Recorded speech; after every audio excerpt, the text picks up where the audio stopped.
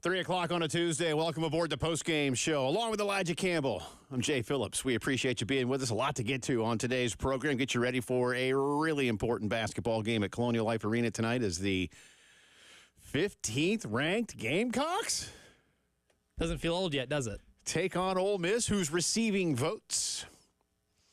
So this is a good game, man.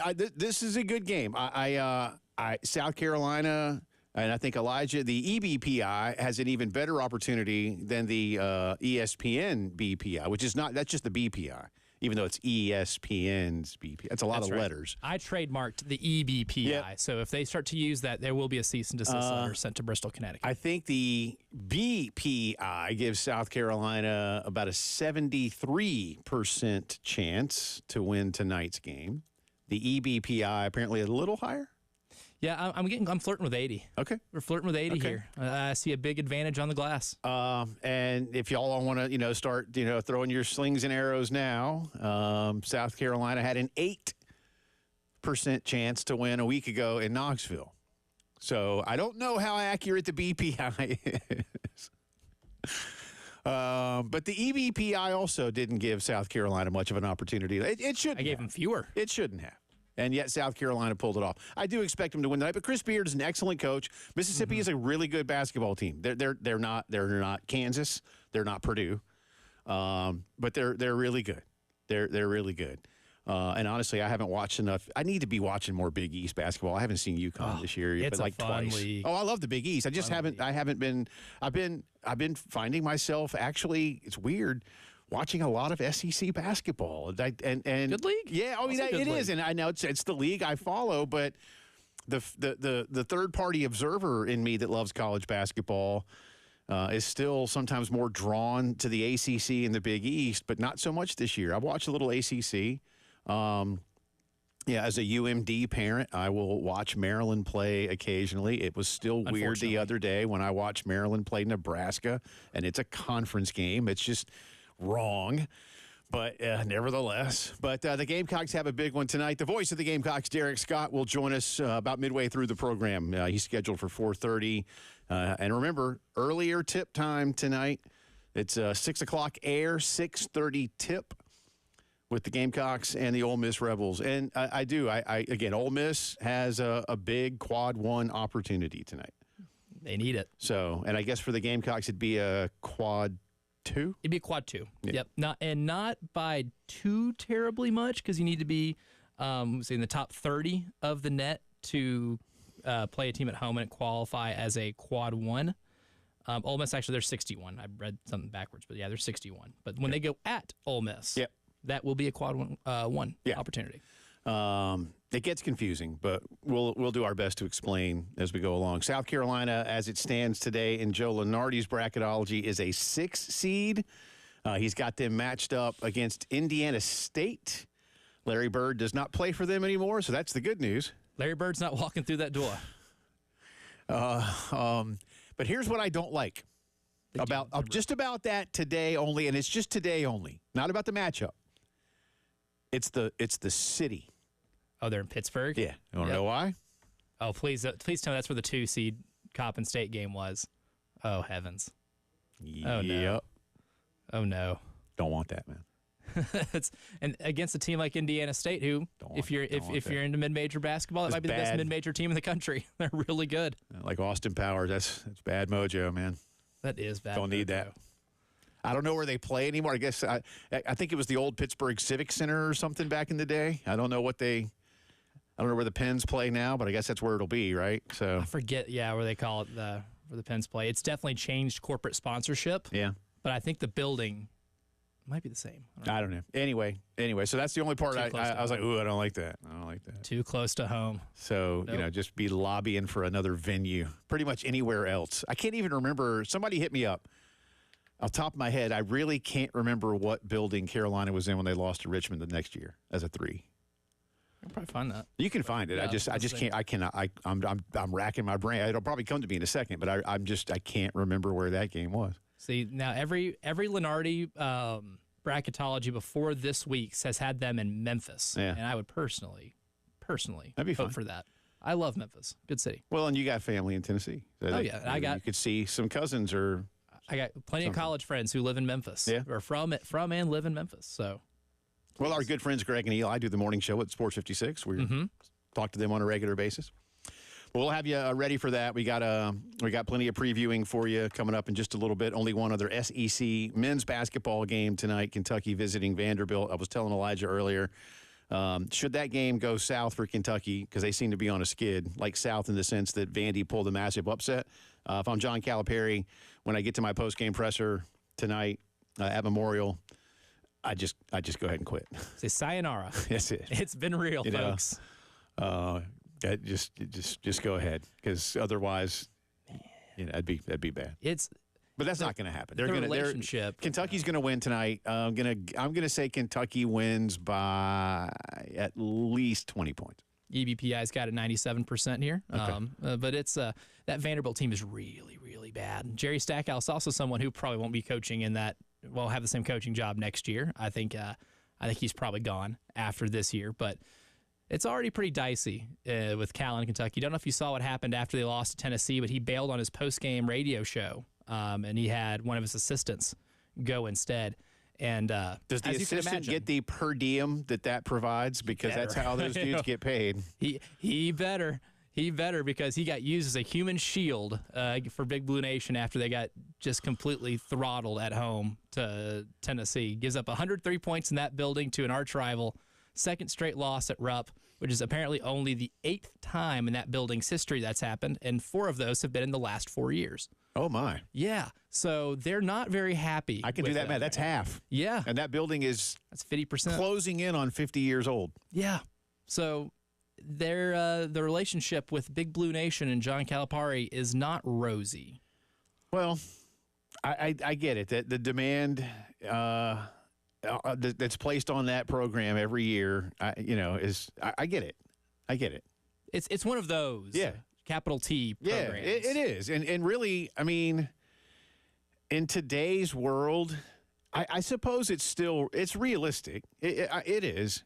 I don't know if it's as realistic. Like, I feel like the only ones left, I'm not even sure that Duke and North Carolina are really, I think the demand is still there, the expectation. Mm-hmm. But I don't know if they can follow through. I feel like right now it's like Kansas and Connecticut are the ones that can just follow through with it. Connecticut has proven to be the most coach-proof. If Kevin Ollie can win you a national championship, there is a little bit of, like, I guess, magic that exists. I mean, North Carolina, look, Roy won a bunch, and Duke is doing fine. I don't want to get into that debate. That's not really where I'm trying to take this, but I feel like Kentucky is probably like 5th or 6th in the country in terms of, like, the expectation of winning a national title and then conversely being able to follow through with it. Mm-hmm. You know? Yeah. I'd probably put Kansas at the top of the list. And listen, winning them is hard. So I get it. So I'm not saying that how has Bill Self not won 8 titles? Like, I don't mean it that way. It's just hard, man. Mm-hmm. Again, Roy could have won more, and he won 3. He still won a lot. Yeah. I will say this, though, thinking back on it over the last 20 years or so, every time if I went back and just looked at who I picked to win a national championship when filling out a bracket each year, I think Kansas probably has the lion's share of those picks, which I guess to me personally, that would answer my question for you. Is that my expectation for more years than not is that Kansas is favorite. I think it's fair. I do. I think that's fair. Again, by slim margins over a few others. But anyway, so we'll get you ready for the Gamecocks tonight. A little bit later on, actually later on this hour, a buddy of yours will be joining us from Nashville who covers the NFL, and excited about this. NFL draft savant, Teron Davenport.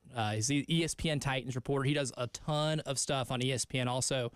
With breaking down film and with the NFL draft. I have interviewed and I've booked a lot of guests in, being an NFL market over the years in terms of getting talent evaluators and draft evaluators. There's not one that I trust more to tell me about who can play ball and who cannot play ball than Teron Davenport. And I'll go ahead and give you a hint here. He's very excited to talk about Xavier Legette. Oh, good. He is a fan. Good. And he got to catch up with him in a moment. Good. All right. Well, he'll join us coming up in about 20 minutes' time. throughout the day, we're going to intersperse this into the conversation, especially as more detail comes out. But let me set you up for what's happening across the street at the State House today, or at least across the street and then behind at the Solomon Blott House office building. That's where they also have all the committee hearings. And today there is a hearing on a new bill that's already been introduced about 2 weeks ago, I think, give or take, maybe a week ago. And it is a state of South Carolina name, image, likeness bill. There have already been a couple. One was passed, and then Carolina and Clemson, and I suppose others, but let's face it, they're the two that have the most at stake here. That's not knocking Coastal or Charleston or the other state schools. But then they got it basically taken off the books because it wasn't helpful. Now, as the landscape has shifted, they've gone back to the State House looking for another NIL bill. And this one would definitely put control of NIL under the schools. This bill would allow student athletes to use their school's logos and to use their facilities. Like, in other words, a photo shoot for a product at Williams-Brice or Death Valley while wearing your jersey, or while wearing, a polo with a tiger paw or a block C or whatever. Right now, you can't do either. You can't be on campus, and you can only wear your school's colors. You can't wear anything that is directly associated, as a school logo, or even a Clemson player or a South Carolina. Let's face it, South Carolina is a state. But if it was Garnet and it had anything that's like logoed, even if it was just the words, like that would be frowned upon. So that would do that. There's a few other things in there. One of them that's interesting is that it would not force disclosure of the amounts of these deals.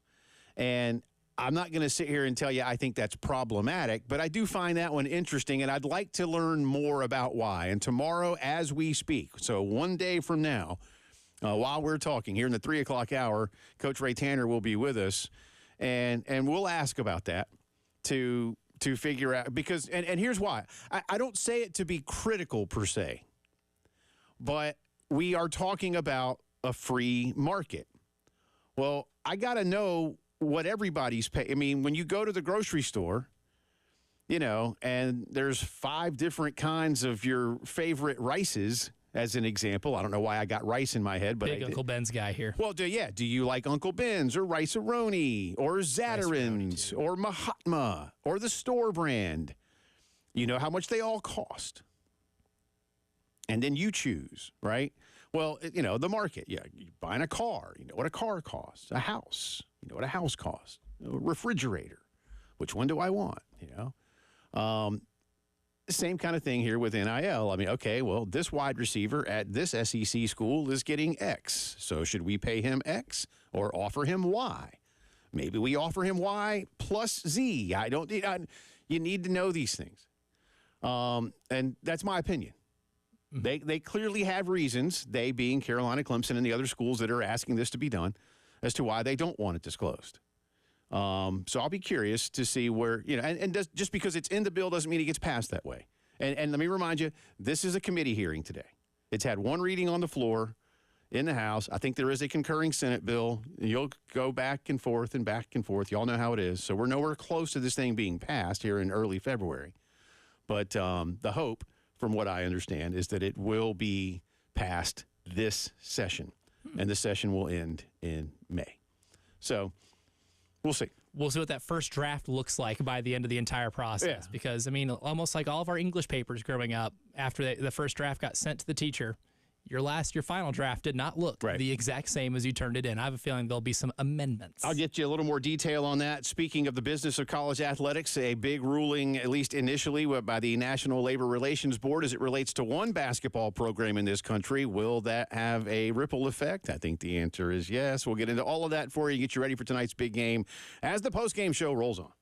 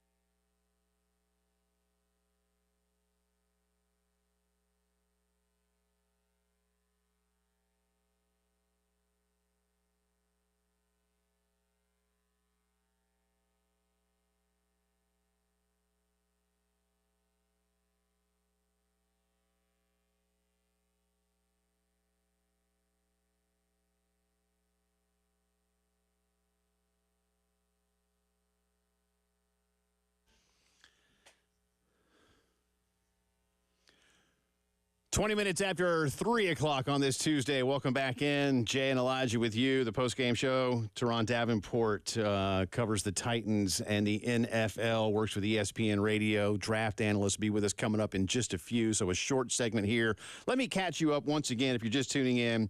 There is a bill that's been introduced. This is not the first time, but this is the one I think, and they've passed them before. I want to say that too. I think they'll get the support they're looking for across the street. But there's a new bill introduced this year in the State House that will allow NIL opportunities to be controlled by the schools here in South Carolina. It will allow students to use imagery, and it will also, one thing I didn't mention in the last segment too, and this is also interesting, this, like a lot of other bills that we have seen in other state legislatures, would technically provide cover from the NCAA or any conference. And in the case of South Carolina, look, primarily it's the NCAA and the Southeastern Conference. But remember, men's soccer plays in the Sun Belt. So just for what it's worth, you would have another conference that could technically come do something. Now, again, I'm not worried about that per se, but just to remind you. And, in the interest of full disclosure for what I do all the time here on the radio, many of you might remember a few months back, yours truly was rather harsh on Texas A&M and their really kind of cavalier attitude toward this. I also got a tremendous laugh when A&M realized that the one thing that the Texas bill didn't protect them from was the IRS. Uncle Sam is undefeated, actually. They were like, yeah, we have to go back and rethink a little bit. I think they've maybe tweaked it by now, but that was pretty funny. They're like, we need to suspend this for a little while. Why? Taxes. Uncle Sam's FPI win rate is usually like a 99%. Yeah, I'll say, what's the EBPI on Uncle Sam? Anyway, this would provide that cover. And again, in the interest of full disclosure, one of the things that I said at the time, to be serious, is that, you are, as a member of these things, you are a member of the NCAA and the Southeastern Conference, or in Clemson's case, the Atlantic Coast Conference, voluntarily. No one has ever at any point in time come knocking on the door of of a board meeting or the door of your president's office and go, you will join these organizations or else. And the point I make is when you do it voluntarily, you clearly understand that there are rules of said organization. And even if you think, and I go back to the A&M thing back last summer.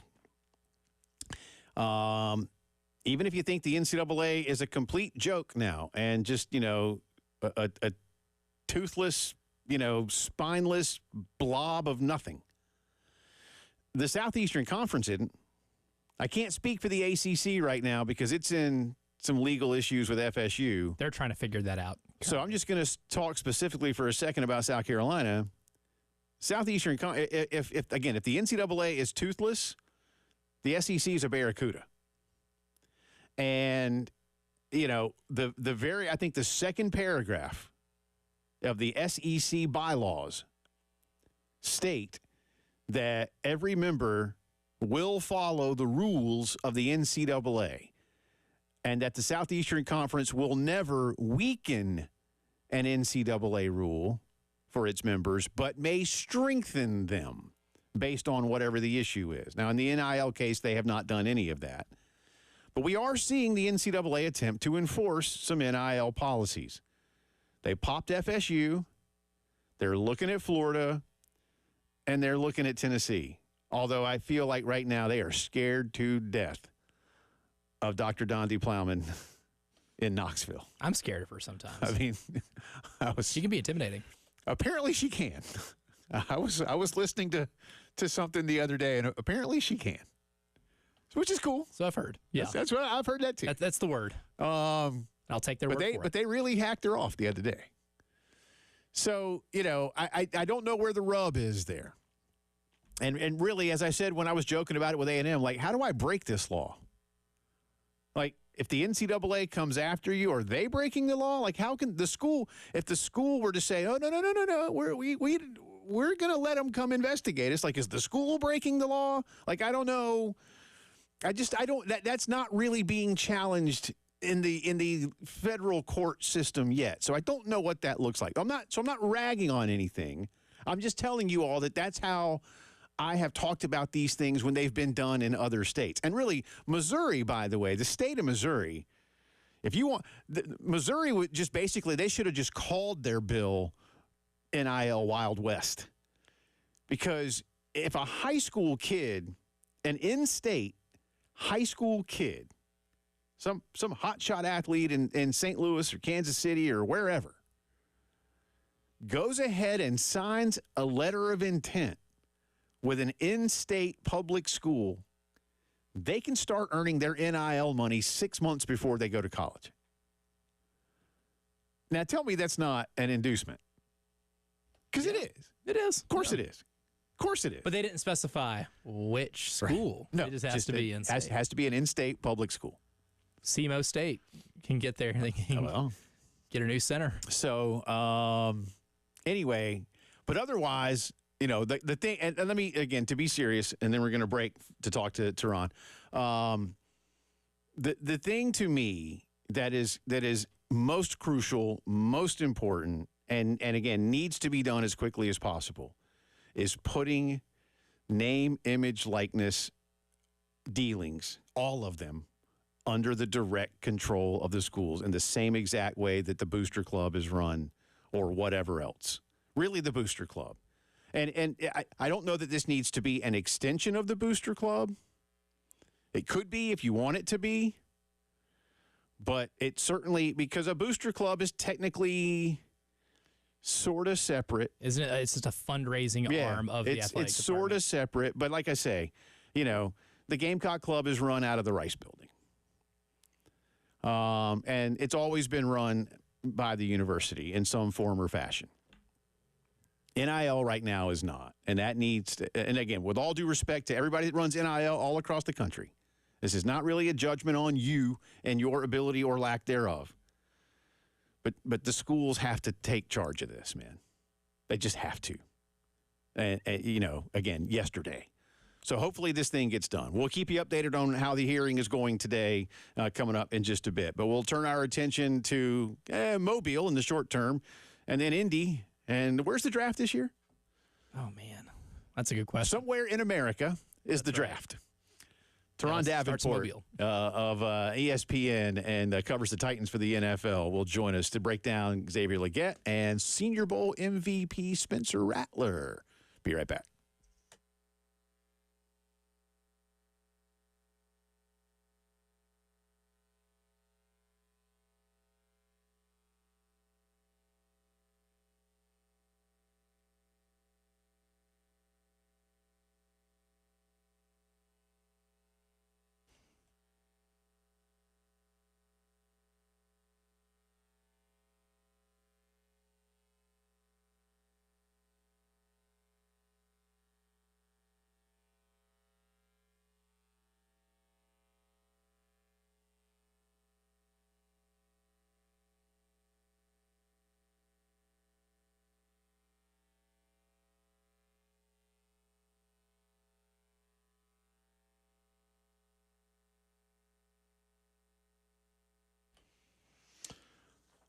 Before we do anything else, let me tell you about our great friends at Pete Ale Wine Pool and Spa. You know, for years and years and years, they have been the Midlands leader in in-ground vinyl, fiberglass, and gunite swimming pool design and installation. Look outside right now.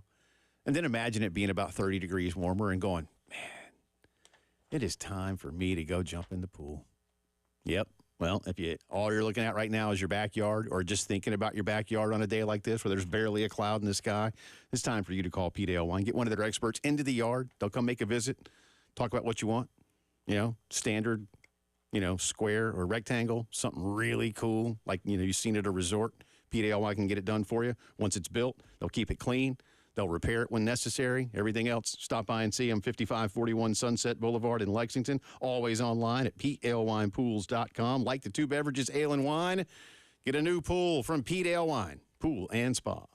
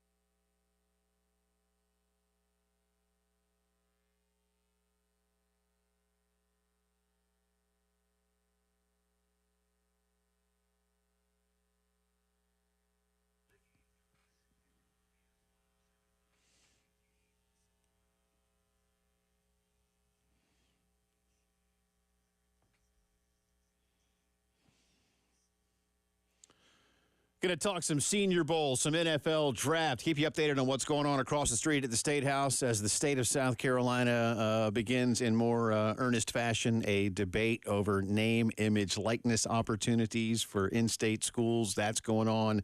And about an hour from now, the voice of the Gamecocks, Derek Scott, on tonight's big game at the arena between Carolina and Ole Miss. But excited now to be joined by a buddy of Elijah's. Teron Davenport covers the NFL, the Titans, and the draft for ESPN. He's based in Nashville. He was down in Mobile covering the Senior Bowl. And it's great to have you on, sir. How are you?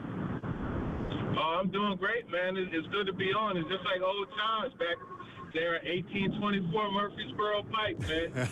That's right. The old Talking with TD days, the old podcast. That's it. Elijah's excited to have you on here. We are as well. Before we get into some specifics, Teron, kind of take everybody through what Senior Bowl week and really any of these other type of sort of all-star gatherings are really like. We know there's a game, but it feels like the game, if there's 10 things that are important, that the game is like maybe, at about 9 on the list. Yeah, no, you're exactly right. The game is kind of low on the totem pole. The big thing is the week of practice, and it's an opportunity for various NFL personnel and Arena League and CFL and everything else, for that matter, just to see these guys up close and personal. You see how they practice. You see how they respond to coaching. You see the way that they are in the practice as far as attitude and leadership. There's a lot that can be gathered from that. And then there's an opportunity also to speak with the guys, because you have those meetings after practice, like in the evening as well. Talking with Teron Davenport, ESPN, NFL Nation Titans reporter, and an NFL draft savant. Teron, I know I was texting with you earlier in the football season before everything ended, and I was talking about Xavier Legette. And I remember you telling me you think that there are teams in the NFL that would be interested maybe in taking him in the first round, and that you think he's one of the best receivers in this draft. I know Marvin Harrison Jr. gets a lot of the love, rightfully so. He's a phenomenal talent. Rome Odunze is one of my favorite players in this draft. Obviously, the LSU guys with Brian Thomas and Malik Neighbors. But what about Xavier Legette makes you so high on him compared to a lot of just this absolutely crazy, talented NFL wide receiver draft pool? Yeah, I'll throw Keon Coleman in that group, too, from Florida State. But as far as X is concerned, man, the thing that I love about him is just his rugged play style, and he's one of those guys that gets you what you call free yards. And you could throw him a ball 5 yards, and he'll take it 60 more for a touchdown. And I love that about him, the rugged play style, man. Like, he's a physical receiver, and when I watch him, I'm not comparing greatness, but I'm just comparing it just the way he looks and his movement. It reminds me of A.J. Brown. And you remember how high I was on A.J. back when he was coming out. So I like all of that. And then even this is another thing that you get when you go to the Senior Bowl in one of these bowl games. I watched him just at the line of scrimmage. You see it in person, like right in front of me. I watched him, completely undress a couple of DBs in one-on-ones with his releases. So that's yet another thing. And then also feeling his size in person. You definitely, I know people were disappointed that he's 6'1" and not 6'3", but that 223 is still there, and he's every bit of it. Yeah, and he's built like Deebo Samuel, Pharaoh Cooper, who was an NFLer for a while here at South Carolina. Wow. One of the things, Teron, about X that I remember, Elijah and I talking about this. I think it was in the North Carolina game. He had more catches in that game this past season, than he did in the entirety of 2022. Is there any concern from NFL types about how he came on so quickly, so late? Is there a question of where was it, or do they not care as long as it is going to be there in the future? Yeah, so the NFL draft Nick community has had the concerns, but people that I've talked to within the league itself, no. And it's one of those things where, okay, what have you done for me lately? And what he's done lately has been an awful lot, on that football field. And sometimes, opportunities come up and a guy takes advantage of it. That's something that I personally would feel good about. But also, most NFL types have done their research. They know Xavier Legette was a special teams guy that contributed there. And it wasn't just all of a sudden he got to be a good football player. He always showed flashes, but this year he got to do it consistently, and you saw the results. And then obviously one of the biggest, I guess, draft stock risers, it feels like, in the entire Senior Bowl process was Spencer Rattler. And, of course, here in Columbia, we saw exactly what he could do. And even though the team, went 5-7, had some offensive line struggles with injury, Spencer Rattler still wowed on a weekly basis here. What did you see from Spencer in Mobile, especially within those practices? And then, of course, his 4 for 4 with a touchdown showing in the Senior Bowl that might have changed some teams' minds and how they have evaluated Spencer Rattler over the last couple of years?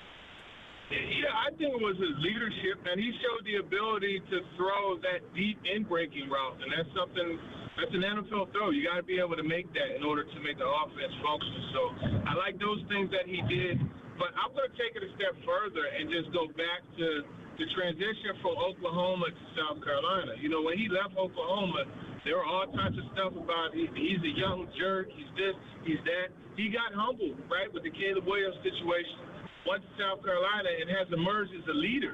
And you saw that leadership there in Mobile, with just how he was talking to the receivers and talking them through routes after plays and just how he stepped up. And I think that's something that is always a plus. It's good to see your quarterback, be that general that you want them to be. And then the ability is still there. He's always been a talented player. You saw that at the Senior Bowl. Teron, take us through why, in your opinion, Spencer was named the MVP of the game. How much of that, too, to kind of go back to my earlier question for you, is about the entire week? Because really, all those guys only get a few reps here and there. I think he was 4 for 4 for 65 yards and a score, so it isn't like he's out there, going 30 for 35 for 325 yards, in a 4-touchdown day. So what in your opinion goes in to because I think it's something. I don't know how big a deal it is, but I think it's something that you're named the MVP of the game. Yeah, MVP of the game it's still a game, right? You're out there competing. So I think there is something to that. But as far as he's concerned, it was just carryover from the week. And that throw that he made to Marcus Rosemary Jackson was a really nice throw, right? He put it exactly where it needed to be, directly over that outside shoulder, and Marcus made a great catch. And that was that drive itself, that opened things up. So I can see why he got the MVP. A lot of that also, has to do with what they did throughout the week. And it's just like I said, the tone was set. Do you see him at this point as a day 2 guy, whether that's second or third round, A, and then B, how much more do you think he can improve his stock through individual meetings, a Gamecock Pro Day, and the Combine? I think he's more of, if it's day 2, it's going to be third to late third round. I have him more, fourth round. I think that's where he'll go, but it's so early.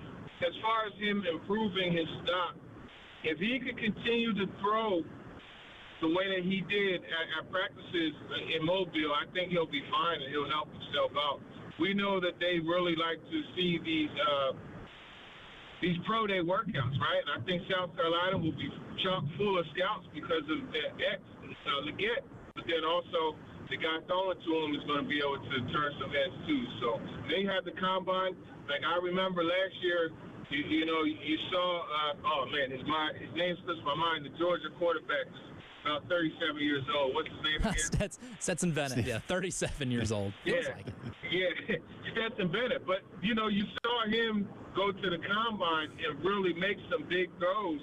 Now, obviously, there were bigger arms like Will Levis and Stroud and those guys, but he went there and made some throws, and that was a pretty good lead into his pro day at Georgia. What else are you looking at when it comes to guys, around the SEC? You look at Malik Neighbors relative to a Marvin Harrison, a guy like that, Daniels even. I mean, are these guys that can improve their stock as well, or are we know they're first rounders and it's just a matter of who needs them? Yeah, those guys that you mentioned, they're first rounders. There's no doubt about that. But you look at a guy like Neighbors, he's more than likely, he's a surefire top 10 pick. He may even end up being top 5, especially if he goes to the Combine and runs extraordinarily well. So you do have that. Jaden Daniels is another one that, he's going to get nitpicked throughout the process. But as you're nitpicking, you got to look at the physical ability also. and that's something too. So, yeah, I mean, guys can improve their stock with good performances at the combine, but I don't think that should move somebody up a whole round. I think you look at it, it should make you like, okay, you know what? He has this turn speed. Let me go back and watch a couple of these games again and see how that speed shows up. Or if that speed doesn't show up, those types of things. So it's all checks and balances now. The meat and potatoes of it has already been done, and that's them playing on the football field. For me personally, great to meet you, even if it's via the radio. I know Elijah was excited, and as the process continues, we'll definitely hook up with you again, man. Appreciate the time this afternoon. Yeah, for sure. I appreciate you guys having me on. It was always good to talk shop with my guy, Elijah. There you go. We'll do it again. He's Teron Davenport. Follow him on Twitter, @Davenport_NFL. Get a lot of his takes on what's going on around the draft and more. It's the Postgame Show on a Tuesday. Jay Phillips, Elijah Campbell.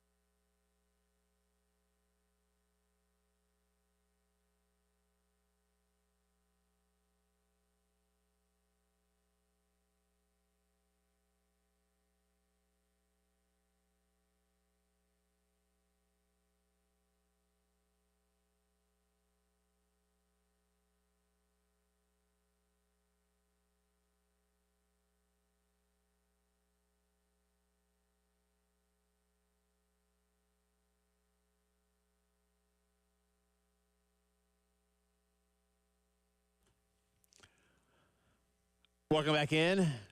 Postgame Show continues on this Tuesday. Jay Phillips, Elijah Campbell with you. Thanks to Teron Davenport for joining us. Great stuff. Again, if you didn't hear, Spencer Rattler was indeed named the MVP of the bowl game. Leggett had a nice weekend as well. A lot of guys did. As it stands today, and I don't know how often they're changing these at ESPN.com, but I guess Teron's input helps provide these grades. He is part of their team that does that. Marvin Harrison is the number one wide receiver. He's also the number one overall player in the draft. Which is fascinating. It is, actually. I don't think I disagree. I don't know. That's really close. I mean, you and I were talking about him the other day because there's so much talent at Ohio State. It's almost hard not to just look good. But, and a lot of the comparisons to him, the name alone means a lot. But you gotta put up the numbers too, and the difference. You and I were talking about it because Marvin Harrison, his father, I mean, he's a Hall of Famer, but young Marvin has maybe 3 inches on him. He's a legit 6'4". His dad did a lot without having to be physically imposing. Yeah, because he was a technician of a route runner. Yeah, and like you were talking about it, especially in their heyday. I mean, Peyton just he threw him open, but Marvin was all. I mean, thread the needle, man. And he was great after the catch as well. But young Marvin Harrison has some size. I mean, he can be even more of a jump ball guy from time to time. Go up and get it. But he's rated number 1 at 96. At number 7, 8, and 9, it's basically a log jam in the wide receiver rankings with Georgia's Ladd McConkey at 7. Xavier Leggett at 8, and Troy Franklin of Oregon at 9, all of them with an ESPN score of 86. So, I don't know what separates them, and I would imagine they now, no pun intended, have to separate themselves. That's what receivers do. It's the goal. Funny how that works. Of route running. Yeah. But Brian Thomas right ahead of McConkey from LSU with a score of 87. And then Tez Walker of North Carolina is at an 84. So if you're just wondering, that's the top 10. I didn't give you all of it because, again, all of you know what Coleman and Neighbors and Odunze are about. So, I mean, they're going to be first rounders. This is an absolutely star-studded NFL wide receiver draft class. You can't go wrong with any of these dudes. And then as for the quarterbacks, again, Teron saying he thinks that Spencer is likely a day 3 guy. Spencer is currently rated number 7 with a score of 66. Now, I think you and I were looking at this last week, so my gut tells me that maybe some of the things from last week have not been placed into these scores. Not Senior Bowl adjusted ratings. And for what it's worth, Caleb Williams, Drake May, Jaden Daniels, J.J. McCarthy did not participate in the Senior Bowl. Bo Nix and Michael Penix did, and Spencer Rattler apparently had a better week than both of those guys. Now, a dramatically better week, I don't know. Again, being the MVP of the game is something. I don't think it's like, it's not that. Yeah. It's not. But it's something. And as Teron said, a lot of that also just goes into how people were looking at him all week and like, hey, kid had a great week. And the NFL scouts that go there and the front office and execs that go to the Senior Bowl, they love to watch how you practice. Right. That's one of the biggest things there is how do you conduct yourself in a practice setting? How do you bring it? And I think, the maturity that Spencer showed, what Teron said with him, talking through routes with receivers and really being dialed in a practice scenario, I think probably turns a lot of teams onto him. Yeah. And again, the reason I say, too, that I don't know that last week has been placed into these, because you and I, again, looked at these numbers last week. Michael Penix is rated number 6 on the NFL draft board by the ESPN experts with a score of 85. Again, I'm not going to get into how they come up with scores. I don't care.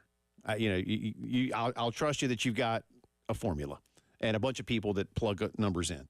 Spencer Rattler is number 7. Again, Penix is number 6, score of 85. Rattler is number 7 with a score of 66. Now, we saw those numbers last week, so that's why, again, for the third time, I'll say I don't know that they've put the Senior Bowl stuff into here yet in terms of maybe how – I don't know that necessarily moves him past Penix or Nix. I doubt that. But does it move his score closer to theirs? Does it give teams a little bit more to think about? I don't know yet. I don't know. But you know what? If he went, to Teron's point, if he went late third – that'd be ideal, in my opinion. That's great value. Because you're going to a playoff team that can let you sit. And basically red shirt. Yeah. And I think that'd be ideal. We'll get into more business of college football. Again, updates on what's going on with the NIL bill. And the voice of the Gamecocks, Derek Scott, next hour ahead of the Ole Miss game. But first, it's time to tell you about our great friends at Cato's Power Equipment. It's nearly that time, and around here, forget about what a groundhog says. All right, it'll be in the 60s and 70s, and the grass will be growing, and everything will be sprouting. It'll be time for you to get things nice and cut. Ben and Matt and the crew are now renting a lot of their equipment, especially for those of you. Listen, whether you're in the business or not, or whether you do it for yourself in your own yard, it might be time for some new stuff. Go rent. See what before you buy it, before you take the big plunge. Let them rent it to you, especially some of the battery-powered things that are out there now. Less stuff to break. When things do break, by the way, the service department at Cato's Power Equipment ready to help you out. But again, whether you cut your own grass, you do it for a living, stop into Cato's, 4012 West Beltline Boulevard, and see what they can rent to you so you'll know if you want it full time. Check them out online as well at catospowerequipment.com. Family owned since 1983, Cato's Power Equipment.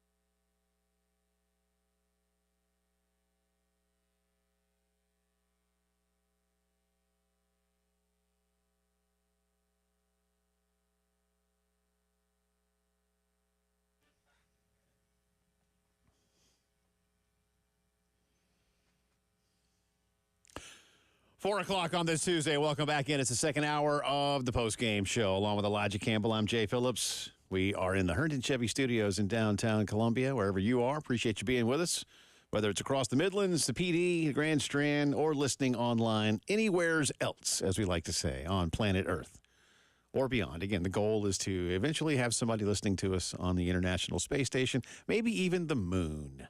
It'd be pretty cool. Going back to the moon, like in a few years, right? That's what they say. Well, mouse in your pocket, Jay. Are you going? I'm not. Oh, I'm not. Probably kind of cool though. I'm probably too old now. I think I'm kind of scared. I'd be kind of scared to go to the moon. That does sound terrifying. The existential crisis. Oh no, I think it sounds fantastic. I mean, if I was younger. Yeah, I've done the launch simulator at Epcot, man. I mean, how much different could it really be? It's practically the same thing. I mean, they got G-forces and everything. Yeah. Got a barf bag in there. It's great. But the G and never had to use the barf bag, which is good. I probably would. They have a second one down there too for that like doesn't a second barf bag? No. They have be smart. It's Mission Space is the name of the ride, and it has like this centrifugal force thing. But one, apparently, when they first did it, they have two of them, maybe even more than two. I don't know, but basically, I guess some people were getting too sick, and so one of them now just kind of like basically has a subwoofer. So it just shakes a lot. You don't really spin. And I don't know I guess it leans back to give you some, at least, semblance of thinking that you're being held back by gravity as opposed to spinning. Nice try. Yeah. But at what point, I don't know. I think one of my kids rode that one. They didn't like it. Give me the heavy stuff, man. I'm good. See, I'm always open to trying it. Doesn't guarantee that I'll ever say, yeah, let's do that. I do, even though Disney is really good about simulating things and spending money for experiences, I would bet that it probably is not quite fully realistic, like launching off the Earth to escape gravity. Well, you can only be so realistic with that without, actually doing it. Hurting people. They do a really good job with the Star Wars one, though. The Star Wars simulator. Yeah, I love that ride thing. It's great. Man, as a kid, I think I rode that like 7 times. Yeah, well, wait till you ride. Awesome. You haven't been to the new one. Wait till you ride the new Millennium Falcon thing, dude. Ooh, see, it's been since 2011 since I've. Oh yeah, no, this thing's only like 5 years old, and now we're talking. Well, even for an old man like me, when I was in my 40s, I was like, oh my God, I'm flying the Millennium Falcon. That part alone. And I was so captivated by it because there is sort of an experience that you have to do it to see, like you have to shoot or either like depending on what your role is. And my kids yelled, they were like, Dad, hit the button. I was just like, too immersed. Dude, I was flying the Falcon. I was like, I don't want to hit any damn buttons. You're like, let me soak this They're like, in. well, we're going to get killed if you don't. And I was like, oh, well, I guess I got to start hitting stuff here. So I was just flying the Falcon, man. Han Solo never got starstruck by his own ship. No. He did. But wait till you do that. That's all I'll say. Because it's awesome. Yeah, it's what you're talking about, Star Tours. That one's fun, man. It's fun. They've added so much stuff since the last. Well, and the thing about Star Tours now is there's like 30 different combinations of stuff. Even on the one you're talking about. It's great because you don't know what you're going to get. It's great. I love that. I love it. Anyway, where were we? Gravity, the moon. We're going back to the moon. Hopefully you'll listen to us on the moon one day. That's right. See how I brought it back? Colonize it. Yeah. So I brought all that back? When the moon joins the SEC. Yeah. Or would the moon be a Big Ten conference? I don't know, man. You want me to get hokey and silly here and make you all dad jokey? Would it be on like the Sun Belt? Hey, that would be good. Yeah, that's good. That's it for me. What you did there. That was quick. Good night, everybody. No prep on that either. No. That was off the dome. That's what you get for a guy like this. Some more business of sport to tell you about. I don't know where this one goes next, but I will say that I think this is the kind of thing we ought to be building toward, or to put it another way, this may really be the only thing that's going to save us when it comes to trying to keep college sports in some way the way we want it, right? Or what we think of as the ideal, and that is to collectively bargain and unionize. Now, will it need to be fully with membership in various labor unions? That I do not know. However, a National Labor Relations Board regional official in the Northeast yesterday did rule that based on a petition from last year, that Dartmouth basketball players are employees of Dartmouth University. And it clears the way for an election that could potentially create the first labor union for athletes that play under the umbrella of the NCAA. All of the members of the Dartmouth basketball team signed a petition last fall asking to join the local 560 of the Service Employees International, which already represents other employees at Dartmouth, which is in New Hampshire.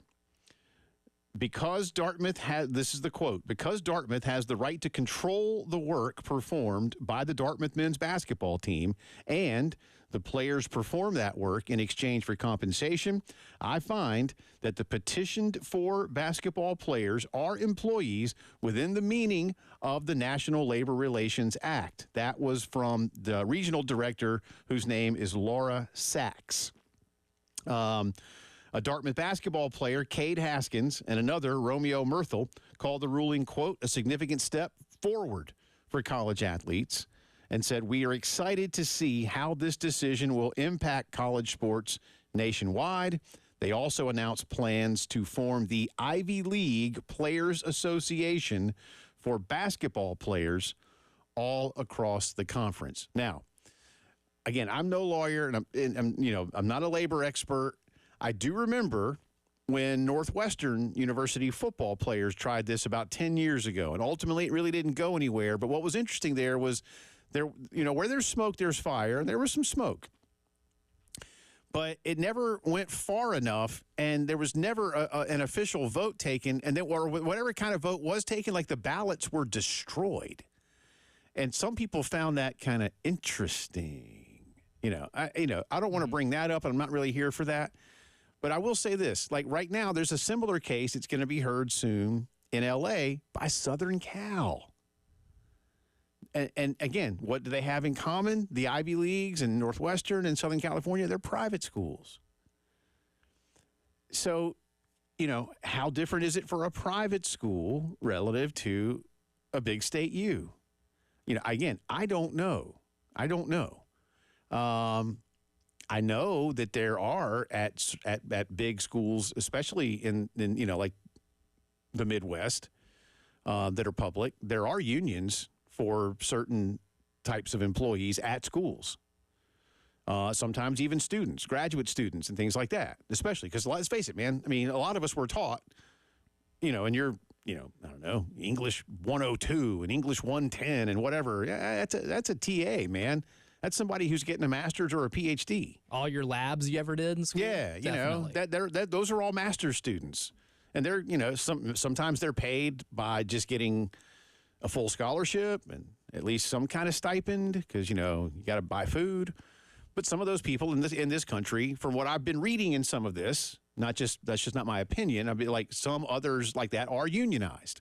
And one of the points apparently is that, well, hey, if, somebody that's in the science department or the libraries or the med school, if they're unionized, why can't a basketball player or a football player?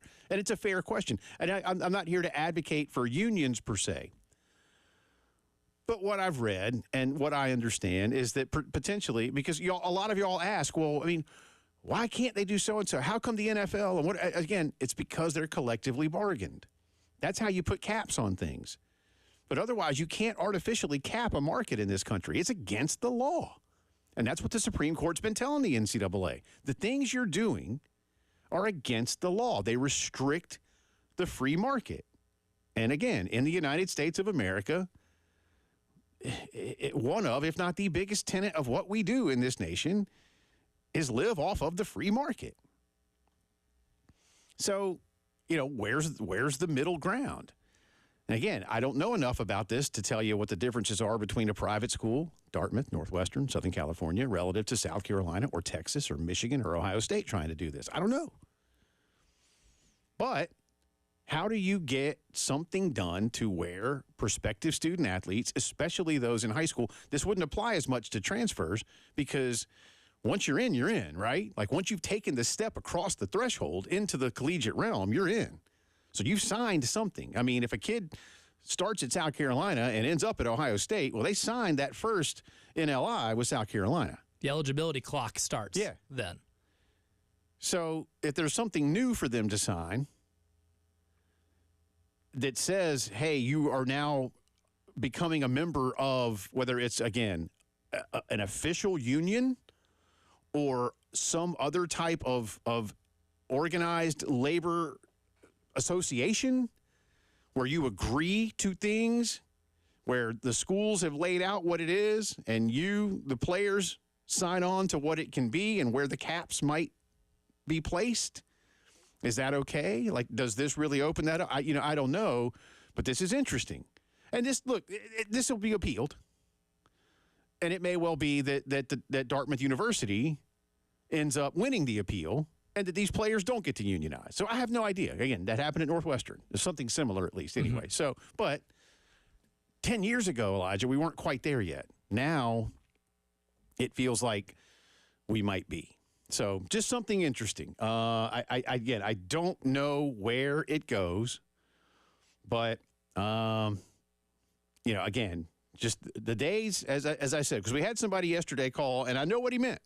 He's like, I just think this NIL is just going to kill everything. It's just ruining it. I understand the frustration. I do. But NIL is here to stay. And I don't think we're going to live in this wild, wild west situation a whole lot longer.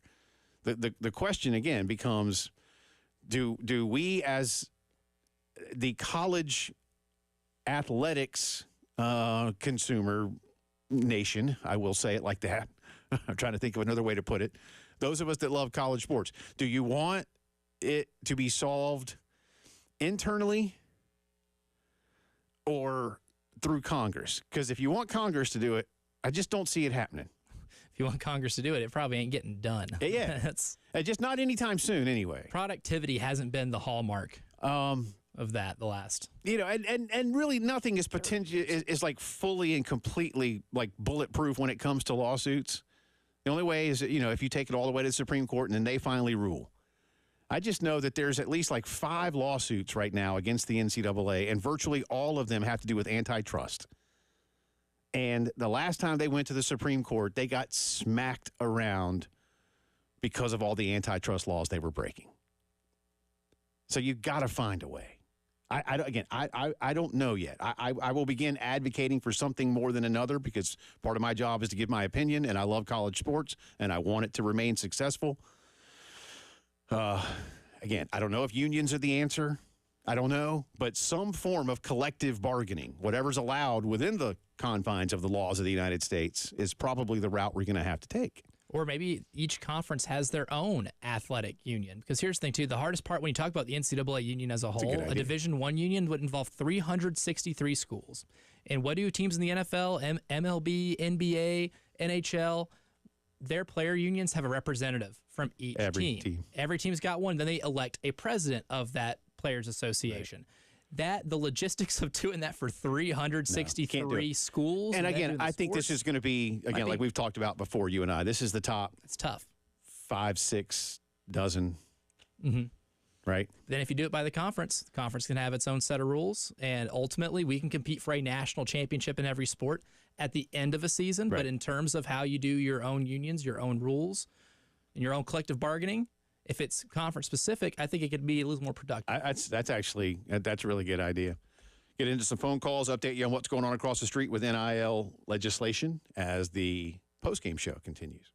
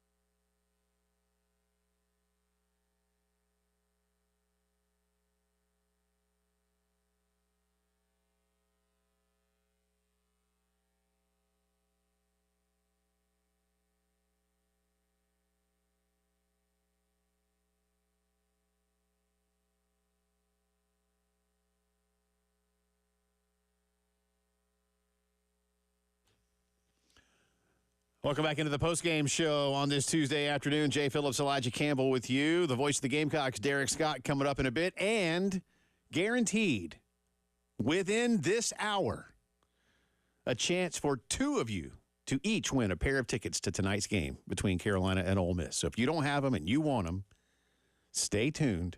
Here, sometime soon in the 4 o'clock hour, we will give you the FM radio cue to call. We never get to do music stuff like that, so. I'll make up music. Hey! Yeah, so. Win 2 tickets to your nationally ranked South Carolina. But that's coming up this hour. So 2 of you will win a pair of tickets. For tonight's game. That's right. Looking forward to that. In the meantime, let's get on the phones talking NIL and the business of college athletics. Again, there is a bill that's being discussed at the State House today that would give schools in South Carolina the power to control NIL directly, amongst other things. We're getting into that. Plus, again, this story out of Dartmouth about potential unionization of employees. Brian is up next. Hey, Brian. Hey, guys. I'm not a labor lawyer, but I am a lawyer. And here's a couple of the things that the Dartmouth decision will not do for athletics. For one, because Dartmouth is a private school, the National Labor Relations Act applies. Mm-hmm. But for students that attend, say, USC, Clemson, or whoever, because that is a state entity, those would technically be government employees, and that act does not apply to government employees. So, yeah, and that's one of the things why you've seen it. Dartmouth, Southern Cal, Northwestern so far, Brian. Yeah, private schools. Yeah, I'm with you. Yeah, and so then the struggle becomes, well, how do you apply that rule to the SEC? Because while they are the vast majority of the institutions are, in fact, public, Vanderbilt's a private school. So how do you make a rule that would apply to all the state schools, but then poor old Vanderbilt's left out there to hang on its own? The other thing is they could all theoretically be independent contractors, and then if they're even employees at all. So that's the definition of employee. Does it fit? Yes, sort of, but no, sort of. And so I think trying to do collective bargaining, i.e. make these guys employees, therefore labor, because then what happens if they get hurt? Well, then workers' comp applies. Right. Well, how do you then restrict how many years a kid can go to college? How do you restrict eligibility? You know, if a kid, like, say, Connor Shaw. Connor was a great college quarterback. Don't you think we would have loved to have him around for like 8 years? Well, heck yeah, we would have. And so if you can't – if the NCAA, which is – you're right – they have some legal problems, but if they can't set eligibility requirements, then what's to stop a school from saying, hey, we don't care. Connor, you play 2 more years of football.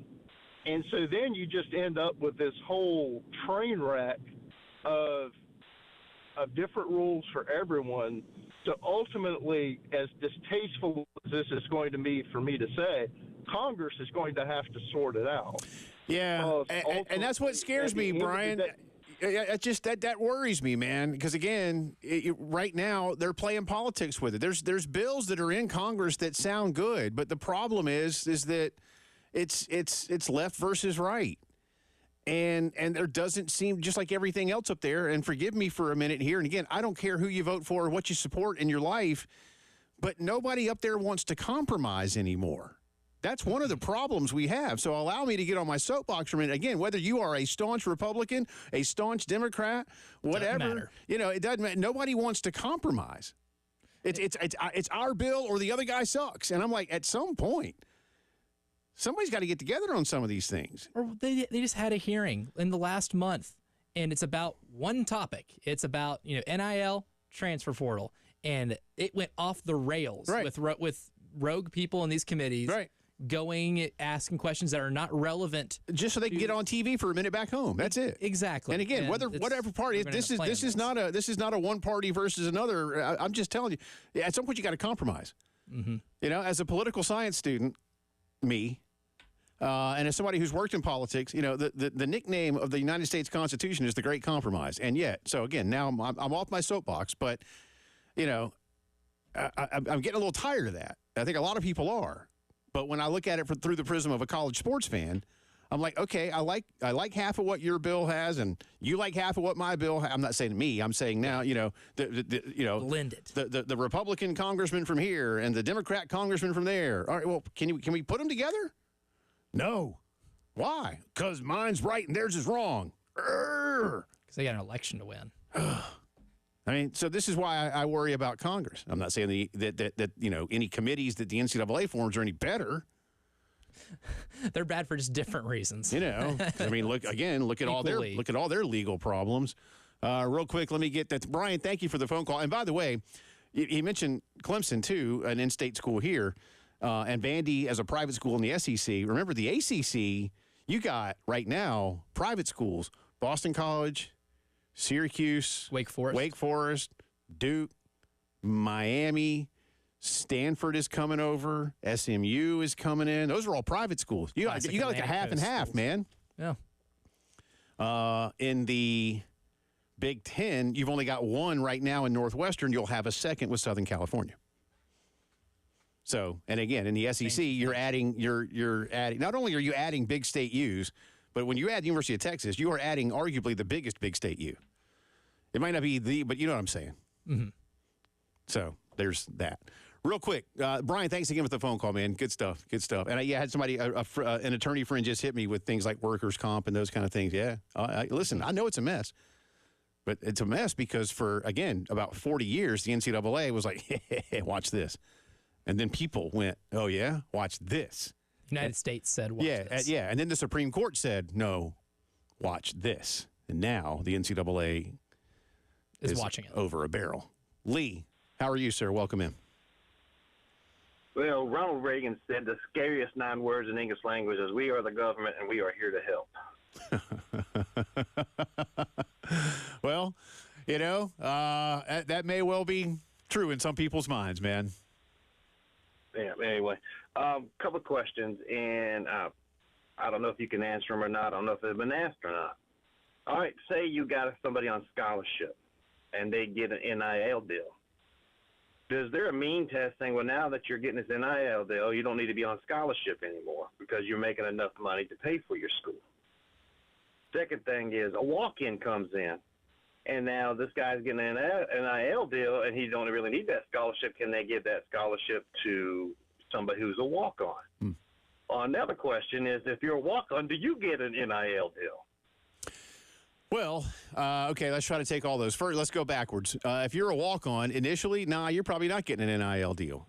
If you become a walk-on who starts to do good things and gets put on scholarship and gets noticed, Stetson Bennett, then you might. So you're saying not every athlete gets an NIL deal that signs, even if they're on scholarship, or does every athlete that's on scholarship get an NIL? At this point, not everybody gets an NIL deal. Now, there are some movements to change that to give everybody a little something. And that's part of one of Governor Baker's proposals would be like, would you commit to paying everybody something? And I think certain schools will do that. And when it's everybody, again, it's everybody. Football, basketball, cross country, tennis, swimming, diving, track, golf. Everybody gets something, which I'm here for. As I've said many times, while a football player that's an All-American may generate a lot more interest than a cross-country runner, the commitment to the school and to the team and to their education is all the same. And so everybody deserves something. May not be the same amount, but everybody deserves something. So there's that part of it. But not everybody gets it yet. And no, I think you're going to still be on scholarship. That's part of the appeal. Mm-hmm. That's part of what we're doing here. Now, if you make them employees, do they come out of their check? That's a good question, a fair question. Not one I have time to answer today, but I think it's something that might come up. We'll switch gears. The voice of the Gamecocks, Derek Scott, will join us. We'll talk basketball. Big one tonight. Chris Beard's Ole Miss Rebels coming in. They're getting votes. The Gamecocks into the top 20 for the first time in a while. Derek breaks it down right after this.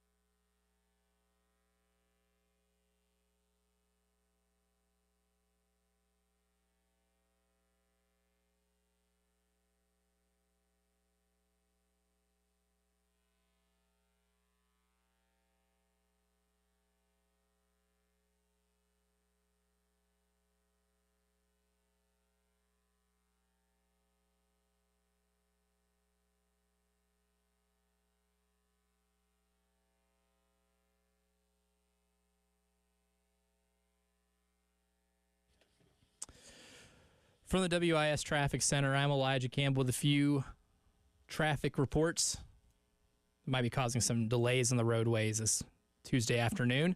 In Lexington County, we'll go ahead and start off with 2 road closures on Harbison Boulevard, both northbound and southbound near St. Andrews Road, and Highway 60, both northbound and southbound near St. Andrews Road. Those road closures are due to railroad repairs and maintenance, so they've been closed all day. And then Forest Acres, an accident on Clemson Avenue near Converse Road has created some slight traffic backup. Another one in Richland County on Forum Drive at Town Center Place is causing traffic to move pretty slowly, as well as one on I-20 westbound over at I-26 exit 64.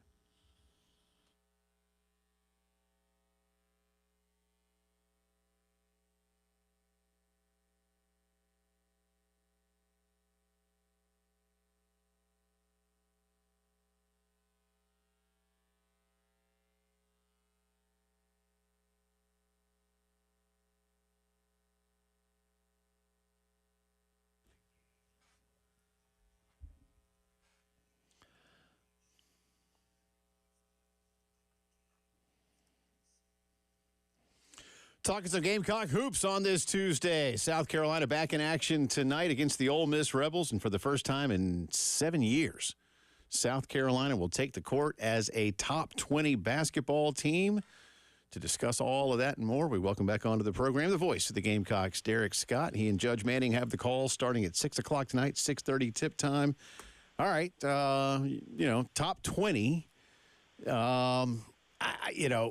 Is this more about now? Lamont wanted this, Derek, for his guys. They wanted some reward. Fans like it. What have you noticed around the ball club? And quite honestly, from my own point of view, how quickly did they move that to the side and just focus on trying to beat a team in Ole Miss that at least is getting some votes right now and is coached by one of the best in the country? Well, he mentioned that to them today when shoot-around was concluding.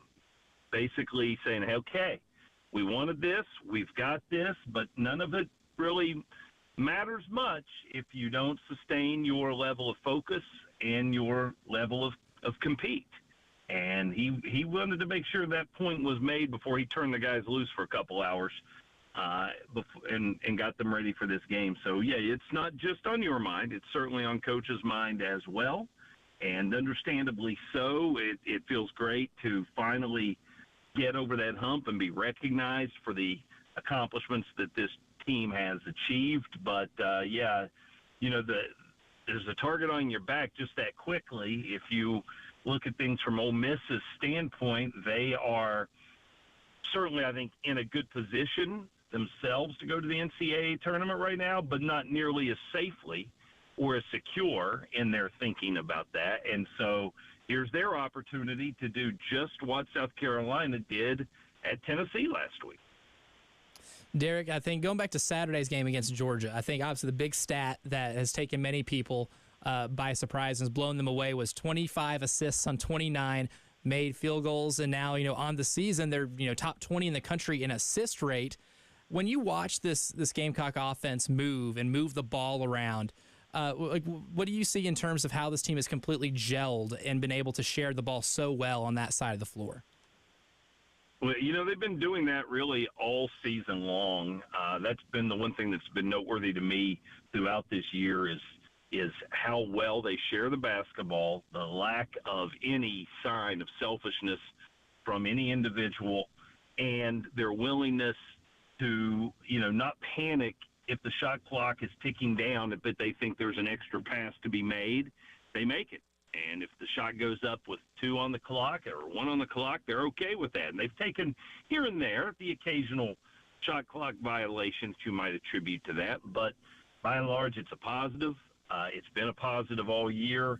I think Saturday was the high water mark for that, most assuredly. I don't recall ever having a game where there was an entire half of basketball where one team assisted on every single field goal that they made, but that happened in the first half Saturday. But no, it's a sign. It's one of the more obvious attributes of this team's successful DNA is that piece of the puzzle. Talking to Derek ahead of tonight's game with Ole Miss. Again, it's an earlier tip. Just want to remind you that 6:30 tonight over at CLA. Let's talk Josh Gray for just a second. You've been around that young man a lot, and I'll blend a couple of thoughts in here before I get you to answer. I don't have to tell you that, especially February in the Southeastern Conference can be a real grind as guys wear down. This league is already so physical, yet he seems to kind of be coming into his own now as we get into February and into his own in his Carolina career. When you look at him specifically, what do you anticipate from him? What does this team need more from Josh to have a good, solid February? He needs to keep playing with the confidence that he is showing here lately. There are times I feel like if Josh is struggling, you can see it in his body language. He's not a guy who probably exudes confidence, not certainly to fit his physique and what we think, his gifts are. And so when he's playing with aggression and not overthinking things, you see, him making quick moves to the basket, going up aggressively for dunks, and not trying to, put things up softly or use head fakes. Just go right at it. Now, tougher challenge tonight because this Ole Miss team has two elite shot blockers. Marion Sharp is really the king of that in the country. We think there's some question as to his availability tonight. We'll find that out here shortly. But even without him, Moussa Cisse is the starting center now for this team. He was the defensive player of the year in the Big 12 a couple of years ago. He's just another 7-footer. So Josh is looking guys like that in the eye as opposed to looking down on guys. So it gets more difficult. But I just think the key for him is to play with confidence and aggression. And if he does that, then he can be a factor out there. If Ole Miss has a pretty noticeable weakness, Jay, it is offensive rebounding that they allow. They are not great on the glass. And Josh and Colin Murray-Boyles can both leave an impact on this game, leave an impression on this game, if they're just their usual selves and being aggressive on the offensive glass and chasing down misses, keeping possessions alive. To kind of follow up with my question about Josh, and I'm glad you mentioned Colin as well, but of course he's starting now, Josh coming off the bench, but do you see bench play being as important as it's been, more important for Lamont and the staff at this point in the second half of the conference slate? It's the beauty of this team is that it changes its form or its shape seemingly every game. There was a point in time where it was this team goes as Michi goes, and that has not been the case of late. During this 5-game winning streak, it has certainly not been Michi's best run of basketball. He still finds ways to contribute, but it's not been putting up big offensive numbers. And someone else has stepped into the void, whether it's BJ or Talon Cooper, or in this most recent game, those two gentlemen, Josh and Colin. So there are some days where it feels like the bench is a huge factor for this team, and other days where you're really relying more on the starters just to do what they're capable of. So I don't know that I would say without question a yes or a no. It really just seems to depend on the day and the matchup and to some degree what is needed. 2 games ago, the bench was huge in the form of Miles Studi making shots at Tennessee. He didn't score at Georgia, and yet South Carolina's bench outscored Georgia's, and that snapped a string of, I believe it was 16 straight games in which Georgia's bench had outscored the opposition. So it was a big factor there, even though it wasn't really in the form that I'd have expected it before the game began. And going back to Colin Murray-Boyles as well, I think he might have had his best game in terms of overall ability showing against Georgia with 16 points, 5 rebounds and 4 assists. And his passing ability as a big, to me, makes him such a matchup nightmare. What do you see when you see his ability to pass the ball as with a guy with his size? He's got great vision. He sees the court really well, and then, as we've talked about before, I'm sure, his hand-eye coordination is elite, and that allows him to, share the basketball. Really good passer, as you mentioned, but also he's great making catches of passes that might not be perfectly positioned, and he's also great at, because of that, claiming rebounds or getting his hands on balls at the defensive end of the court, whether it's a block shot or a deflection. He has a real unique skill set, and as he's getting more comfortable right now and gaining confidence, you're seeing it blossom. And you're right, he's playing a role right now on this team that is kind of unique in terms of where he impacts the game. And then Georgia, just for some odd reason, thought they apparently didn't need to guard him. He had more good, clean looks inside of 6-7 feet than I would have ever imagined somebody would offer him. I don't imagine Ole Miss will have the same approach tonight. Chris Beard is way too focused on defense, I would imagine, for that. But it'll be a great matchup, him tonight. He against, I'm not saying they'll necessarily guard each other, they may, but Jamin Brakefield and Colin both are in that four-man role, both of them capable of doing a lot of things. Brakefield's stats the last few games have looked rather similar in terms of scoring and assists, really piling up more than you would think for a guy in his spot on the floor.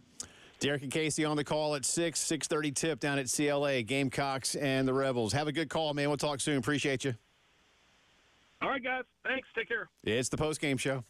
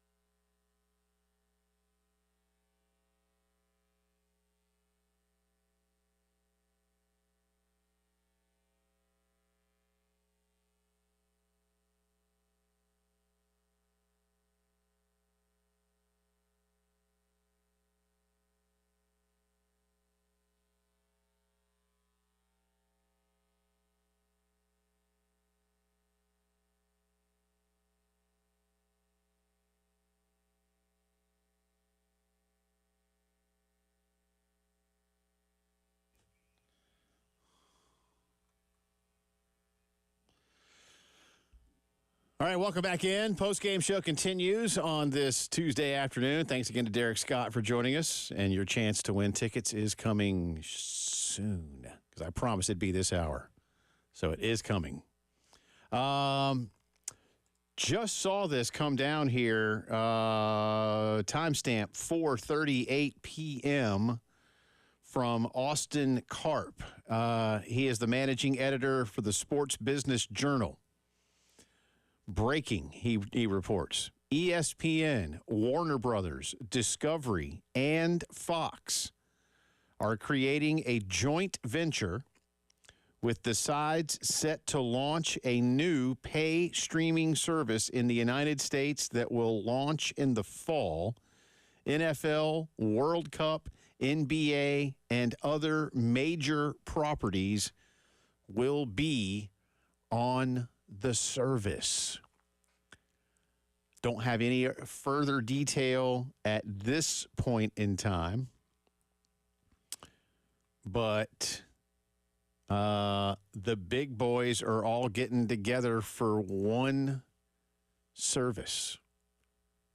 And it would seem most of it will be, if not all of it, will be exclusively sports related.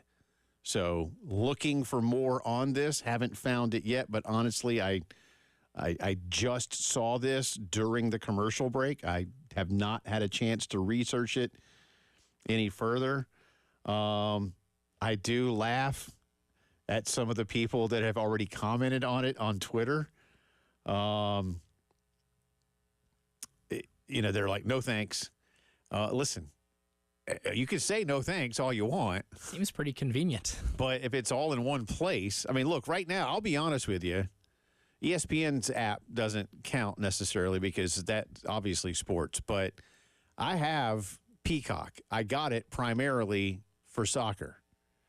Same thing with Paramount Plus because I'm a big soccer fan.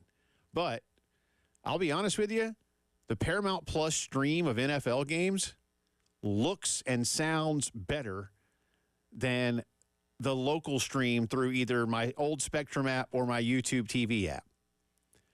Same thing with Champions League, same thing with PGA Tour, same thing with college basketball, all the things that I get from CBS Sports on the Paramount app.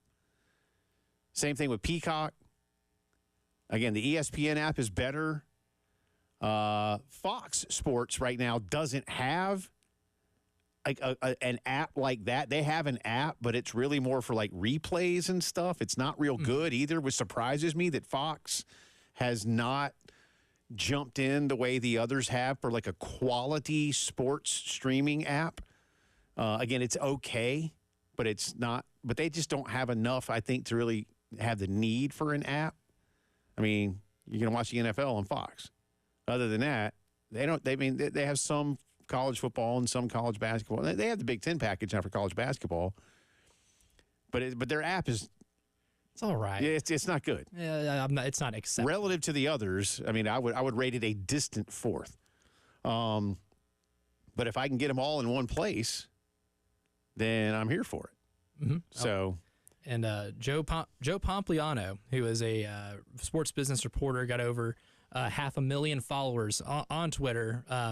Tweets, the breaking news portion of that, and then continues and says the service will be available to all ESPN Plus, Hulu, and Max subscribers, and each company will own 1/3 of the product.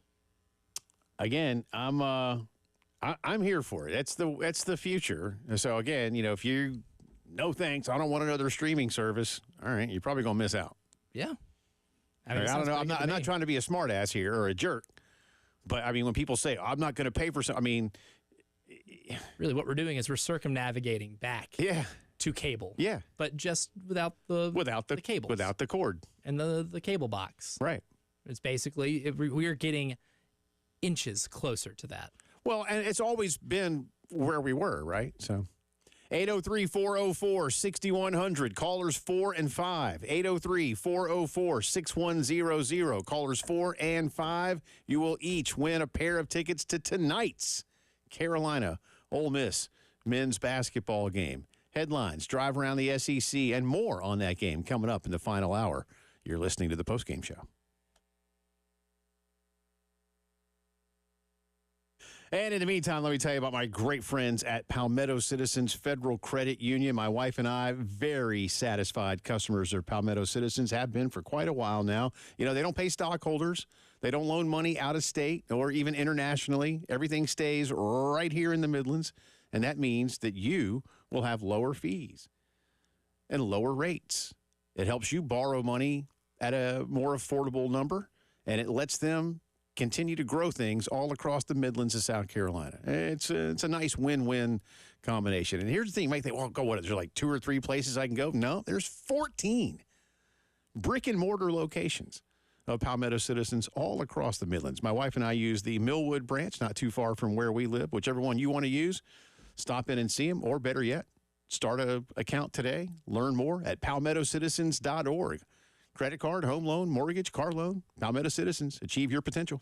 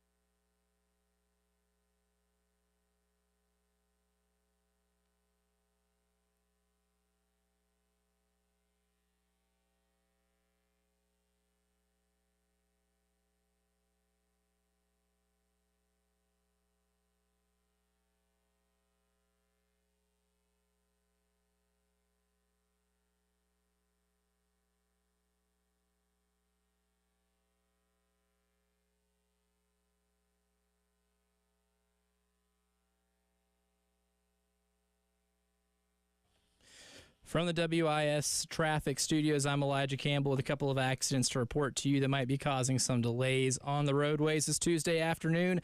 We'll start with the announcement of some road closures. Harbison Boulevard, both northbound and southbound near St. Andrews Road, as well as Highway 60, both northbound and southbound near St. Andrews Road, are both closed due to railroad repairs and maintenance. Some other accidents going on, or that have occurred, that are causing traffic backup. One in Forest Acres and Clemson Avenue near Converse Road. We have another one in Richland County on I-77 northbound over the Two Notch Road exit 17. So traffic's moving pretty slowly through there. Also have an accident in Lexington County reported on Laurel Road at US 1. And an incident has actually been cleared here in Columbia on I-20 westbound at I-26 exit 64. So on I-20 westbound, traffic's starting to move a little more smoothly through that area.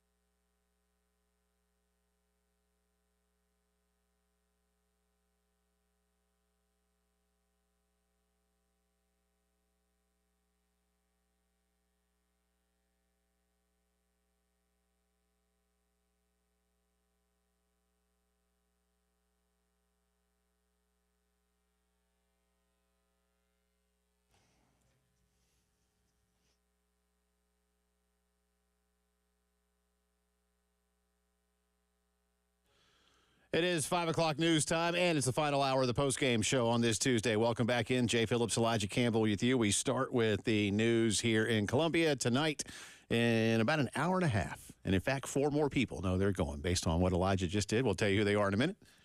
Carolina now 15th in the country, hosting the Ole Miss Rebels. Ole Miss comes in here as a very good basketball team. Carolina 19-3, 7-2 in conference play. Ole Miss 18-4, 5-4 in the SEC. Ole Miss in the receiving votes category. And again, the Gamecocks into the top 20 for the first time in 7 seasons. Ole Miss, if the season ended today, Ole Miss is in. Now, they might be about a 10 or 11 seed, but they're in. Lenardi's got Ole Miss and Mississippi State and Texas A&M. And Carolina, by the way, will go to all 3 of those places a little bit later on, presenting some nice potential quad 1 opportunities for those schools. And this one is a really nice quad 1 opportunity for Mississippi tonight. South Carolina is a slight favorite in this game. The betting line -3.5. The BPI, I'll give you the specifics, 72.7% chance for the Gamecocks to win this one. And, Elijah, we'll break it down a little bit later on, but I know you and Derek were both focusing in on some of the things that Ole Miss doesn't do on the glass and how that could play into Carolina's hands. Ole Miss can shoot pretty well from outside, but they don't do it a lot. That'll be interesting. But that one's coming up for you in less than an hour's time. And, again, a 6:30 tip. So those of you who are getting in the car right now, heading home from work, and you're going to the game, don't forget that it's a little bit earlier start time tonight. And, again, plenty more previewing of this ball game coming up in just a little bit. Interesting news from the college football playoff meetings. And I don't know. Listen, we knew that SMU was like just begging to get into the ACC. Hey, we'll self-fund for the next, half decade or more if we have to.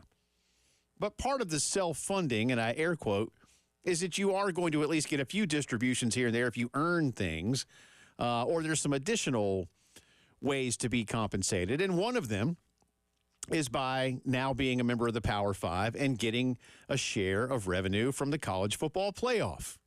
Well, all the schools that are going into the Big Ten are going to continue to get that, and schools that have moved up in the past, like Cincinnati, UCF, Houston, have gotten a full share of Power Five money. SMU's not gonna. According to Bill Hancock, SMU will go into the ACC receiving a little bit less.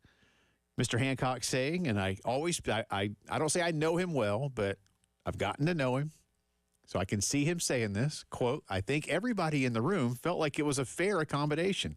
They've spent a long time talking about it, over 3 meetings. I don't know. I think it's just coincidental more than anything else, but they have these meetings in Dallas. And where's SMU? So I'd have been lobbying the you-know-what out of those people, man. Like across the street today at the State House, and I'm going to talk about this, they got people wearing Clemson colors and Carolina colors, and they're pushing an NIL bill. I'd have had the whole damn student body of SMU outside of wherever they have this thing. I would have almost gotten creepy with it. Like I'm camping out outside the door of the meeting. We love you. Please love us. Something like that. It does not go into specifics. In fact, I'll read you verbatim here. Hancock declined to say specifically what the monetary agreement was. And here's what I like. ACC Commissioner Jim Phillips, no relation, declined to comment after the meeting, as did SMU Athletic Director Rick Hart.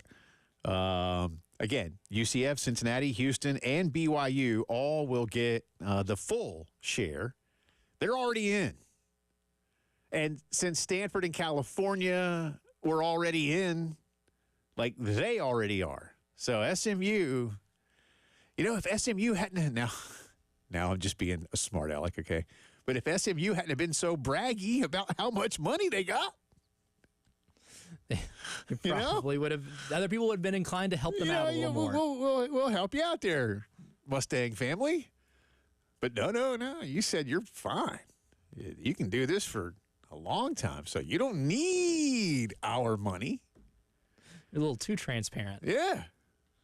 Sounds like a pyramid scheme, though. Everybody else is already in, and SMU tries to get in, just maybe a little too late.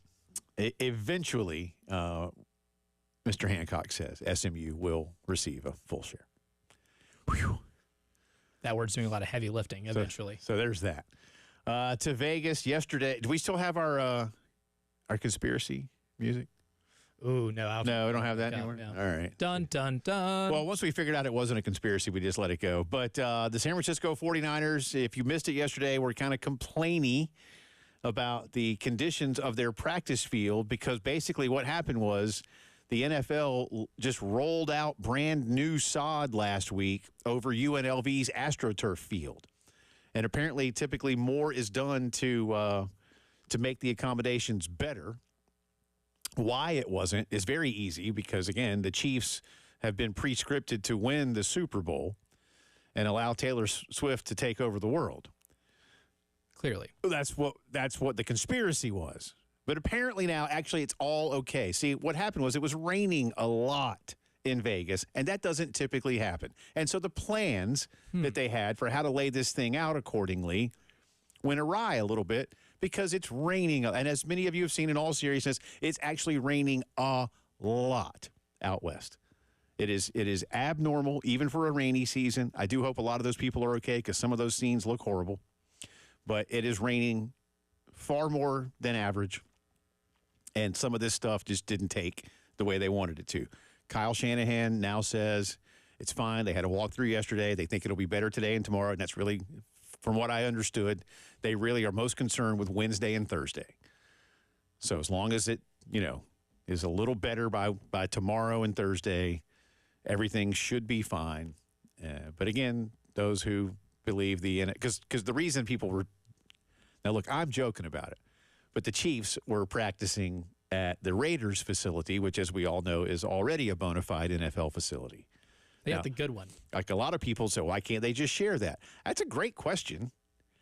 I mean, I don't know.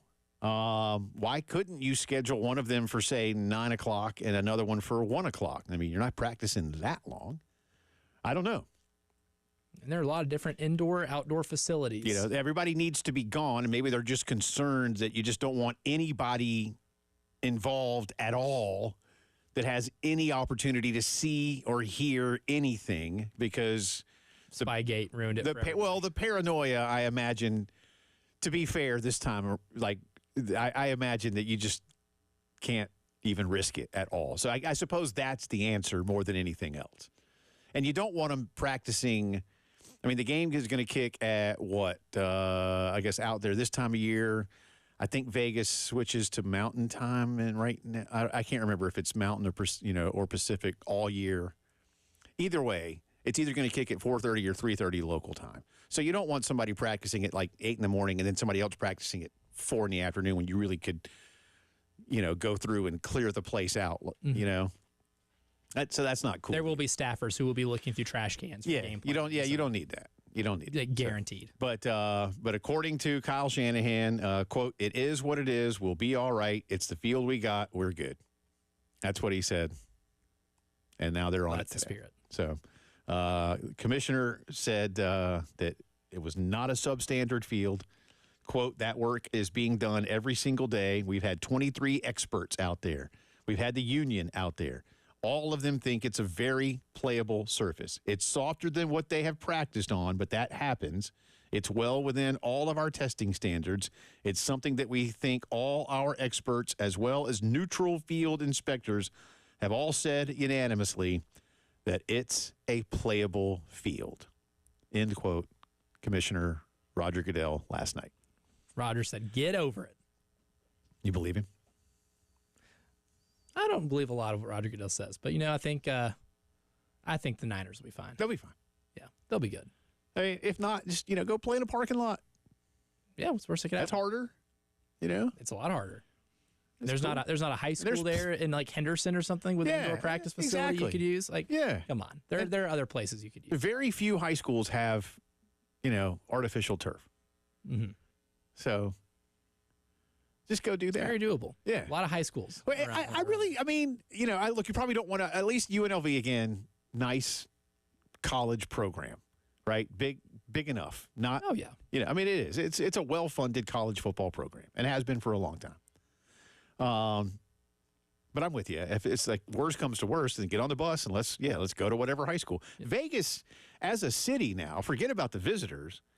I think Vegas now has like 2 million permanent residents. It's a big city, man. There's some big suburbs outside of there, too. I mean, Bishop Gorman is one of the most prestigious high school football programs in the country, and it's in Henderson. It's not 15 minutes away from Las Vegas. Right. There's places they could play. But apparently, push came to shove. Last night there was even talk of like, you know what, we're just going to get on the plane and go back home. We'll be back on Friday. And I think the NFL was like, nah, that's not how it works. Ain't doing that. So they'll be fine.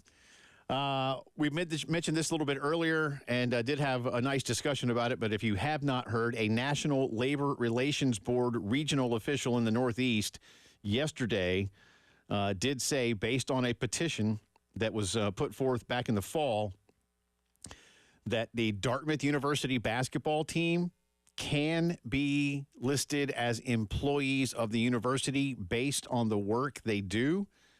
Dartmouth players were unanimous in their support of this, and now they hope to form what is called the Ivy League Players Association for basketball players across all 8 states. The school can appeal this, and it'll be interesting to see. The last time anything got this close was 10 years ago. The Northwestern football team held a vote and petitioned the NLRB. But while waiting for the appeal or the ruling or whatever, the election results weren't known. They were the ballots of the football team were impounded. And without getting into detail, I don't know all the detail, one thing led to another, and the ballots were destroyed. So we don't know what the vote was 10 years ago for the Northwestern football team. Again, in this case, with Dartmouth, we know all 15 of them said they wanted to do this. Now, it's a private school, and as we had a caller tell us earlier, if you're wondering, well, can Carolina or Clemson do this? No, because as a government institution, it's different than with a private employer, which is why Northwestern could do it and why this case with the University of Southern California is going to be interesting, because that's not just a private school. That's a private school that's a big-time football program. I mean, with all due respect to Northwestern, they've been to some nice bowl games. And obviously all the Ivy League schools are great schools, but they're not there for the sports. Interested to see what happens with the Southern Cal thing, because that will play into, in my opinion, schools like Miami, which is a big private school, Stanford, perhaps, even Duke and Wake Forest around here. I don't know, man. Syracuse, private school. So Vanderbilt, they'll be able to play by different rules. It'll be interesting. It'll be interesting. So, again, long way to go. But as we look at this shifting landscape, something to think about. That's the headlines of the day, brought to you by our good friends at Integrated Media. By the way, real quick, Michael Geddes of Integrated Media sent me a picture yesterday of them into a brand new build with conduit and wiring and all that. When you're doing that, call them first. Let them work with your contractor. They did that at our house. I'll never forget in July seeing my boy Sean from Integrated up there sweating. Again, in July. They'll do it. With no air conditioning. They'll do it. But he was working. Integrated Media, ready to make it happen. All of your home theater dreams can become a reality. 803-948-8327. Keep getting you ready for Carolina Ole Miss and update you on what's going on across the street at the State House today. As an NIL hearing has happened, Dabo Swinney and Shane Beamer taking part. We'll tell you what the South Carolina bill could potentially do for in-state schools as the postgame show continues.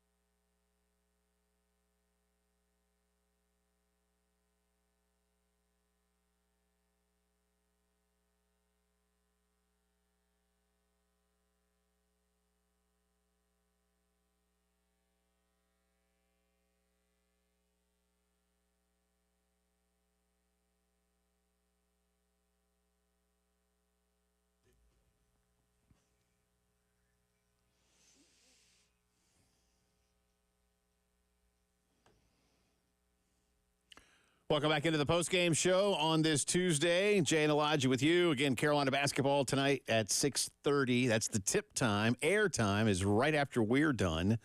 And we'll have more on that one coming up for you in the drive around the SEC in just a few. Let me get into this because it is a big deal. Nothing's happened yet across the street. When I say across the street, for those of you who know, we are quite literally across the street from the South Carolina State House here in downtown Columbia.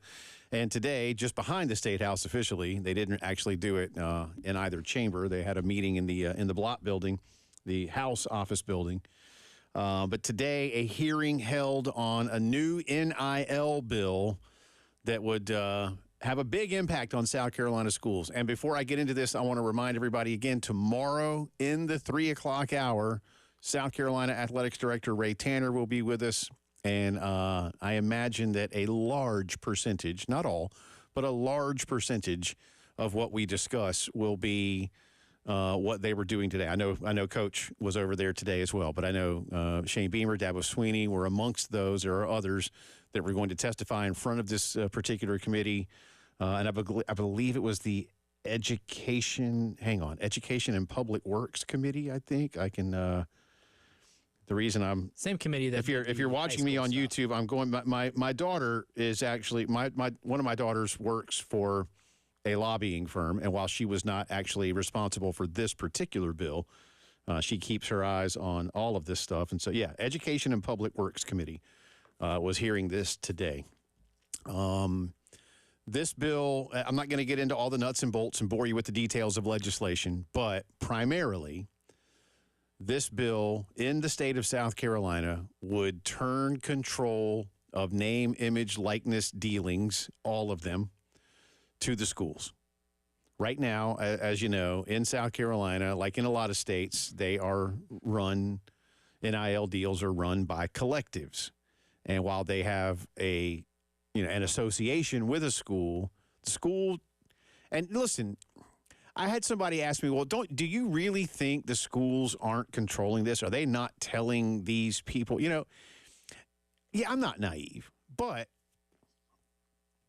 not necessarily all the time does the school, maybe know. I mean, so this just eliminates even any cracks along the way. Certainly a coach, an athletics director, fellow players and other administrators all have an idea, yeah, but they don't have they legally can't have control.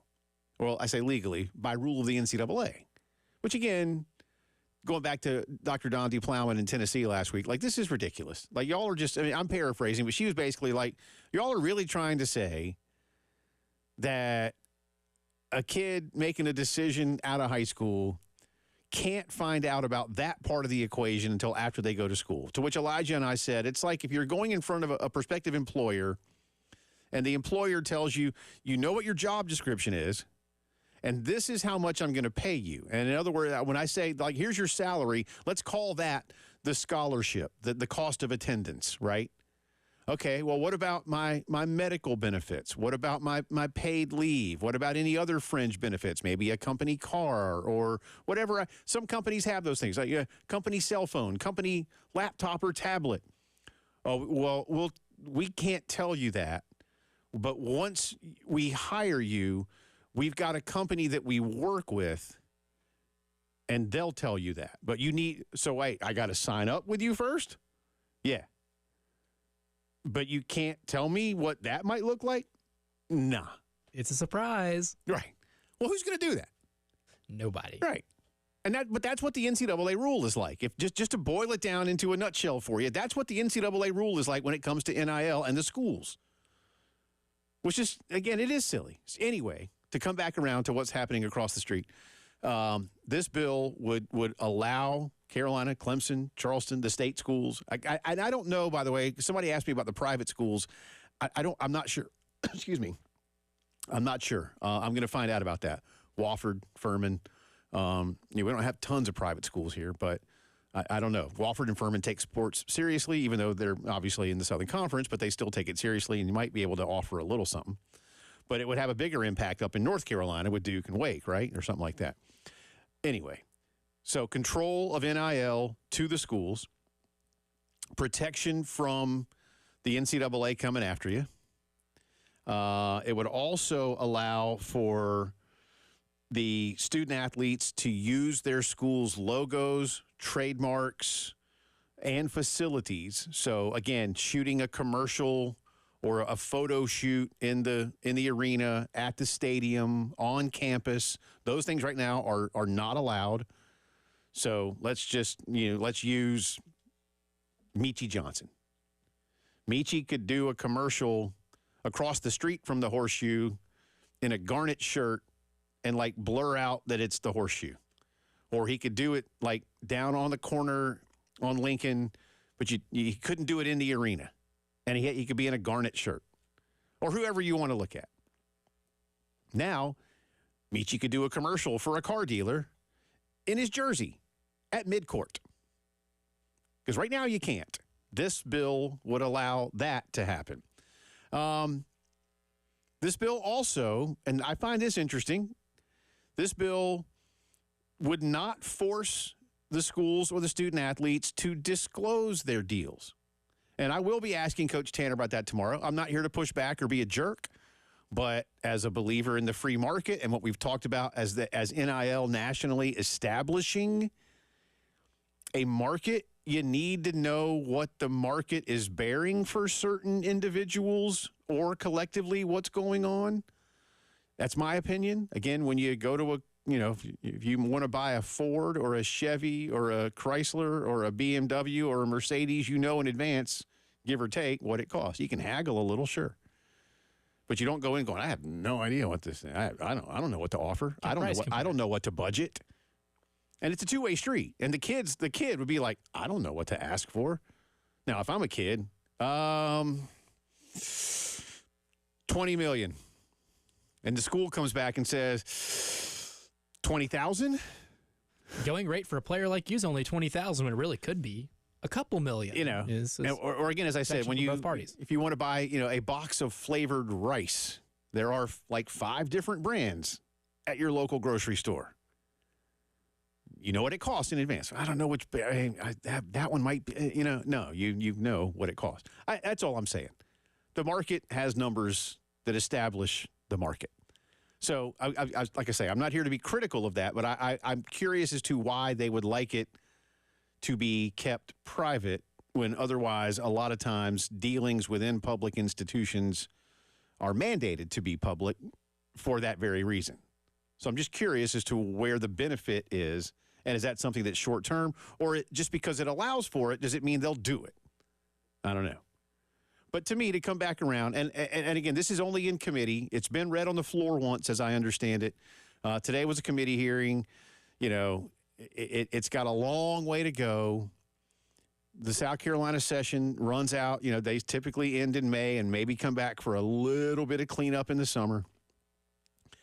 But I know the hope is that they get this done by the spring so that by the start of the next school year, this law is in place. And from what I have been able to gather in a cursory way, that there's a real good feeling about that. So I think this one will get done. They've gotten them done before for them, NIL deals. Or laws. They didn't like them. This one's better from what I'm told. But again, to me, and I will keep saying this is how I feel nationally, the schools need to take over as quickly as possible. You can't have people, again, that Florida situation, if Florida gets in trouble for that, you'll see a lot more states coming up with a similar to this. A whole lot more. If Florida gets in trouble as a school for some yahoo running his mouth to pay a quarterback, and again, $13 million. Well, no, I don't have that right now, but I got some Walmart gift cards. And $13. Right. Buy something nice. There you go. So, not quite the same. I mean, if you get a lot of Walmart gift cards, it's great. It would take a lot of Walmart gift cards. A lot of gift cards. A lot of gift equate to $13 million. We'll keep you updated on that. And again, Coach Tanner tomorrow in the 3 o'clock hour on that and a whole lot more. I know we'll also talk about Carolina basketball with Coach Tanner on tomorrow's show. But Elijah and I will preview tonight's game, plus a drive around the SEC as the postgame show continues.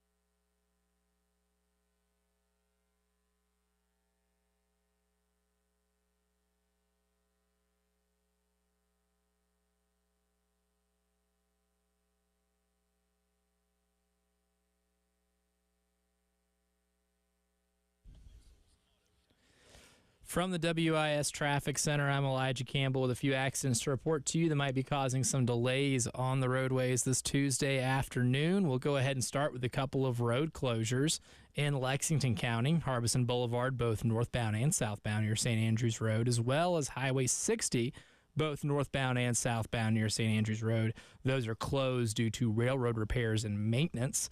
An accident's been reported in Richland County, Hampton Street near William Street, causing some mild traffic delay over there. Another one here in Lexington County, Highway 1 and Augusta Road over at I-26. And lastly, in Lexington County, an accident's been reported at I-20 westbound over near exit 64.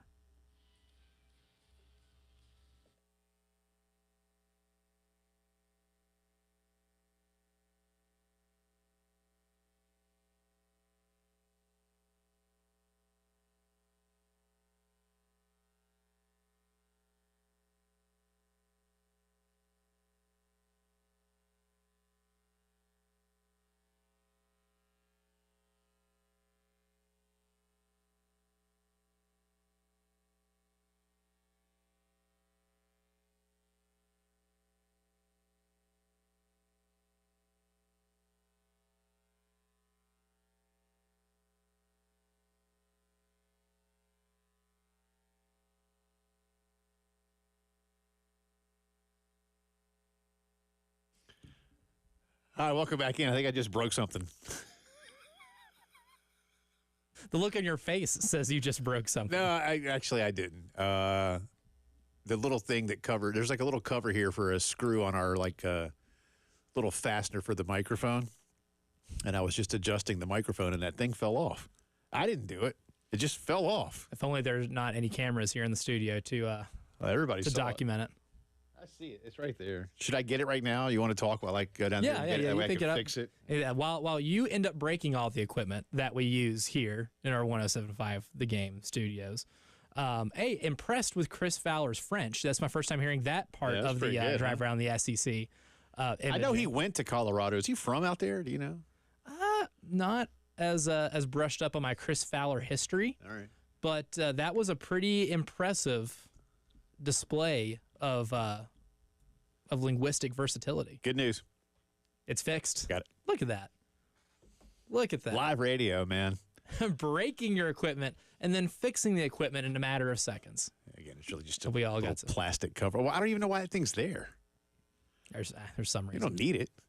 Drive around the SEC time. I do have, speaking of breaking, I do have breaking news that does impact the SEC, sort of. Good segue. Thank you. And this is also, we had two breaking stories today while we've been on the air. A federal judge in Tennessee has denied a temporary restraining order that would allow high school prospects and transfer portal players in Virginia and Tennessee to communicate with NIL collectives during their recruitment. Judge Clifton Corker has ruled, I'm reading, by the way, from Pete Nakos of On3. Judge Clifton Corker ruled in favor of the NCAA, saying that the states of Tennessee and Virginia, quote, failed to demonstrate at this juncture the requisite irreparable harm for the issuance of a TRO. This goes on to say that while he initially denied it, he notes in his decision that the two states on the merits are ultimately likely to succeed. A preliminary injunction hearing is set for next Monday, with the judge saying, quote, considering the evidence currently before the court, plaintiffs are likely to succeed on the merits of their claim under the Sherman Act. That's the antitrust law. A key reason that it wasn't granted is because while athletes aren't able to obtain their actual NIL, again, we were talking about, I don't know, here.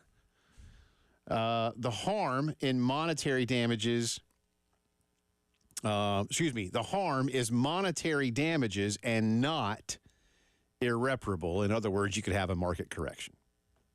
That's the way I see it. So basically, Judge Corker agrees with the merits, but says you got to go fight the battle the regular way because in the short term, this isn't going to hurt them the way you say it's going to hurt them. And that was their argument. That's why you get a TRO, is because something requires immediate attention. Yeah. And in this case, he's just saying it doesn't. He's just saying it doesn't require immediate attention. So in other words, you might want to do what the state of South Carolina is doing. Or again, I might urge the biggest schools that have the biggest and deepest pockets to get the heck out of Dodge and just enough, man. Again, I know some of you get tired of it, of hearing about this, and you just, I just want I want to go back to, well, you're not going back. NIL's here to stay. The transfer rules are here to stay because, again, the rules that they made were breaking laws. Now, can we find a way to all get on the same page and still have some caps, still have some guardrails for transfers and one time free and second time sit out? The short answer is yes, but it's going to take a lot of work and it's going to have to be collective. You can't tell free American adults what they can and can't do if they don't agree to it first. That's the big but in the room. It's just, and it's a really big one. Mm-hmm. And if only you had a decade to figure it out. I know. Longer. Ed O'Bannon O'Bannon filed his case in like 2009 or 10 or something, man. Because the video game that brought the case on was NCAA Basketball 2009. Fantastic video game, but that was the one that, if you ever heard the story, funny enough, he's playing that video game with his neighbor's kid, and his neighbor's playing as him and says, "Isn't this funny that you didn't get paid anything from this?" No, it's not funny at all.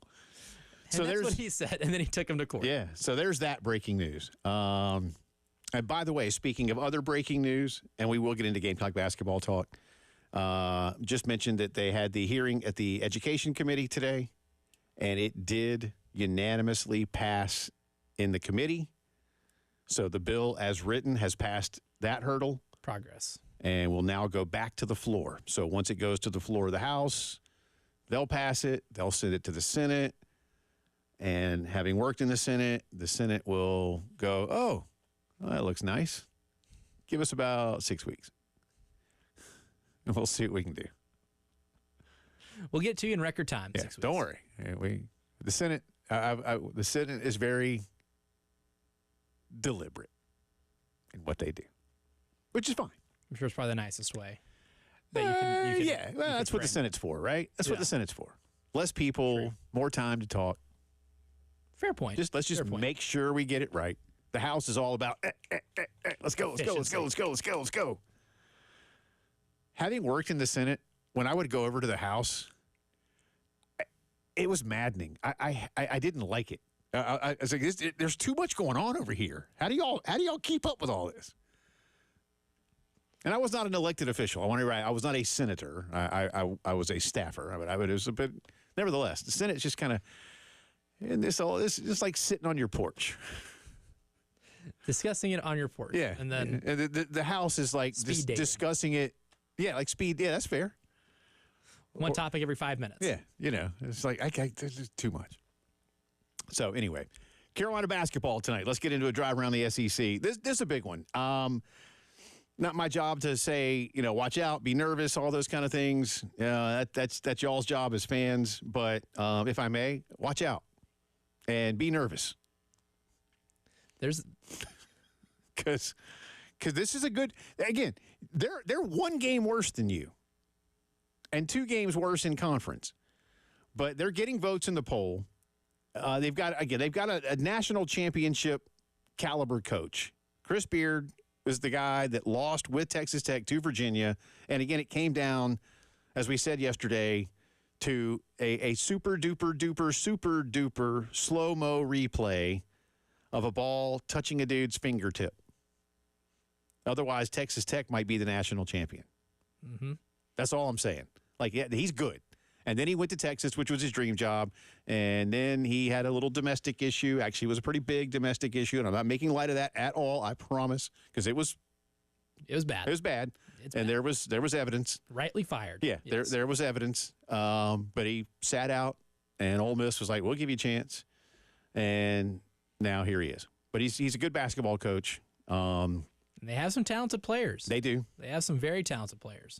So Elijah's got some numbers to break down for you, and there's one other game tonight where, again, if one of the coaches loses, then he, in my opinion, needs to quit his job at the podium during postgame.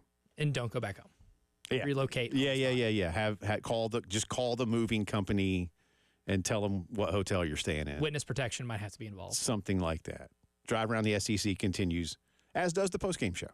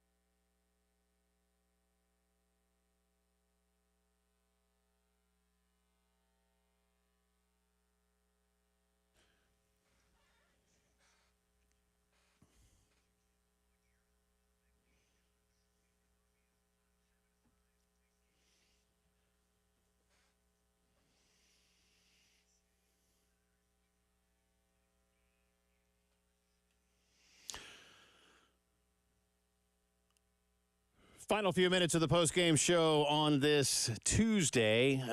Again, tomorrow, Ray Tanner, South Carolina Athletics Director, for the 3 o'clock hour, and our good friend Ben Portnoy, Sports Business Journal. We were going to talk about this NLRB thing with Ben, and now we have a whole lot more to discuss. We may have to keep Ben for 2 segments tomorrow. This is fascinating. Look, I'm like y'all. I want to talk about what happens on fields and courts and things, too. When these things break, and they do have an impact directly on the teams around here that we cover and pull for, then we got to get to them. But, man, I've been doing this a long time, and the amount of, again, the business of college sports stories that we're doing, it is unprecedented at any one, at any one time. Because it's finally reaching at the reckoning. Yeah. We've slowly been getting to this point for so long, and eventually, with each waking day, we're going to end up getting the result of college athletics going into an entirely new chapter that will look completely different than what we've been accustomed to it ever since we first started enjoying these collegiate sports. It didn't have to be this way to where that we had this explosion, but again, as I was telling somebody the other day, it's like, they've been repairing the dam with gum, It was only a temporary fix. And eventually it didn't just leak, it blew out. That's what we got, man. Because gum is not the best adhesive. No, it's not. It needs a lot of gum. That's disgusting. Yeah. But that's what they kept doing. They're like, well, I got some gum. NCAA, nasty. So, that's what the N in NCAA stands for. Yeah. Nasty. But so we have that for you tomorrow, plus reaction to tonight's game, which is what we'll focus on for the final few minutes. By the way, that other game is Kentucky at Vanderbilt. If Kentucky loses, then that's what I meant. Calipari should quit. But I think Kentucky wins by about 20. The spread is 9.5. I think Kentucky's going to win by about 20. I'd feel comfortable putting money on Kentucky covering that 9.5. I would too. It would take an absolute implosion because that Vanderbilt. Yeah, they're just going to have to not care. Yeah, and Vandy just finally got their first conference win of the year. So there's the other game tonight. Everybody else plays tomorrow. This Ole Miss team is good. They've beaten NC State. They've beaten Temple. They've beaten Memphis. They did get swept by Auburn. That's really the only things you can look at where they've just been manhandled. Other than that, even in their losses, they've been pretty good. Where's the biggest matchup issue tonight, good or bad, for South Carolina? It's got to be on the glass. And Derek alluded to it earlier, and I mentioned it this morning when I was on with Bill on the early game, is that this Ole Miss team ranks 352nd in the country in defensive rebounding percentage. Their opponents grab over 35.5% of their missed shots. Wow. To give you perspective of how bad that is, there are only 11 teams in all of Division I college basketball that rebound more poorly than Ole Miss does on the defensive side of the ball. And in SEC play, Ole Miss's opponents are grabbing almost 40% of their misses. That's at 39.8%. And for South Carolina, they've been grabbing 33% of their misses, which is good for 6th in the league. They're really good. South Carolina's a great offensive rebounding team, a really good offensive rebounding team. And it might even get easier tonight because Jamarian Sharp, who is the 7'5" Western Kentucky transfer, who is the only one that qualifies for any type of rebounding percentage ranking on KenPom, is a game time decision tonight. He missed the last game. He might miss tonight as well. And if he does, most of the rebounding responsibility is going to be for Musa Cisse, who really good defensive center, but this team as a whole defensively is very anti-Chris Beard because most of Chris Beard's defenses at Texas Tech and Texas, and even when he was that coach at Little Rock, were really good when it came to the metrics. This Ole Miss team on defense is 143rd in defensive efficiency, and they're 12th in the SEC play in defensive efficiency. They give up a ton of rebounds. They do force a lot of turnovers, but they gamble a lot, and that's why their opponents shoot over 51% from 2 and 36% from 3. Both of those are 3 bottom in the SEC. Defensively, I think that's where South Carolina can really exploit them. Carolina, it's been interesting to watch. I don't want to say a roller coaster, but for the lack of a better term, Michi Johnson and BJ Mack in conference play. For a while, BJ didn't have it, and then he did, and Michi had it, and then he didn't, and then the other day it was sort of a role reversal. I don't know how much it matters that they both do it together, and you may want them to both have like explosive nights, say, at Auburn or when they go to Oxford or something like that. I guess you just can't have a night maybe where they both go cold. Yeah, I think you can win this game with them playing their B game. I don't know if you can survive if they're playing their C game and Ole Miss is knocking down a lot of shots, because that's the one thing Ole Miss can do is they are a really good three-point shooting team. They're top 15 in the country in terms of three-point percentage, but they're maybe middle of the pack when it comes to three-point attempts. They don't shoot a ton of them. They might find themselves in a place tonight where if they get down early, they might have to resort to running more sets to get open looks, because they got about 3 or 4 guys on this team that are 38% three-point shooters or better, with Jamin Brakefield, Jalen Murray, who's 43%, and Matthew Morrell, who for his entire career at Ole Miss, which feels like it's been a decade, is a really good three-point shooter, about 38%. So, and he's scoring about 17 or 18 a game, right? And he's pretty good. Yeah. I think he's played for 3 different coaches there. Cisse versus Gray could be interesting tonight. Yes, absolutely. And Gray's got a bulk advantage on Cisse. He's a little thinner, a little wirier in his frame. I think Josh Gray might be able to take advantage of that. Again, Ray Tanner, Ben Portnoy, full recap of tomorrow's game, or tonight's game, on tomorrow's show. And the broadcast of tonight's game is going to start in mere minutes. For Elijah, I'm Jay. Y'all enjoy it. We'll see you.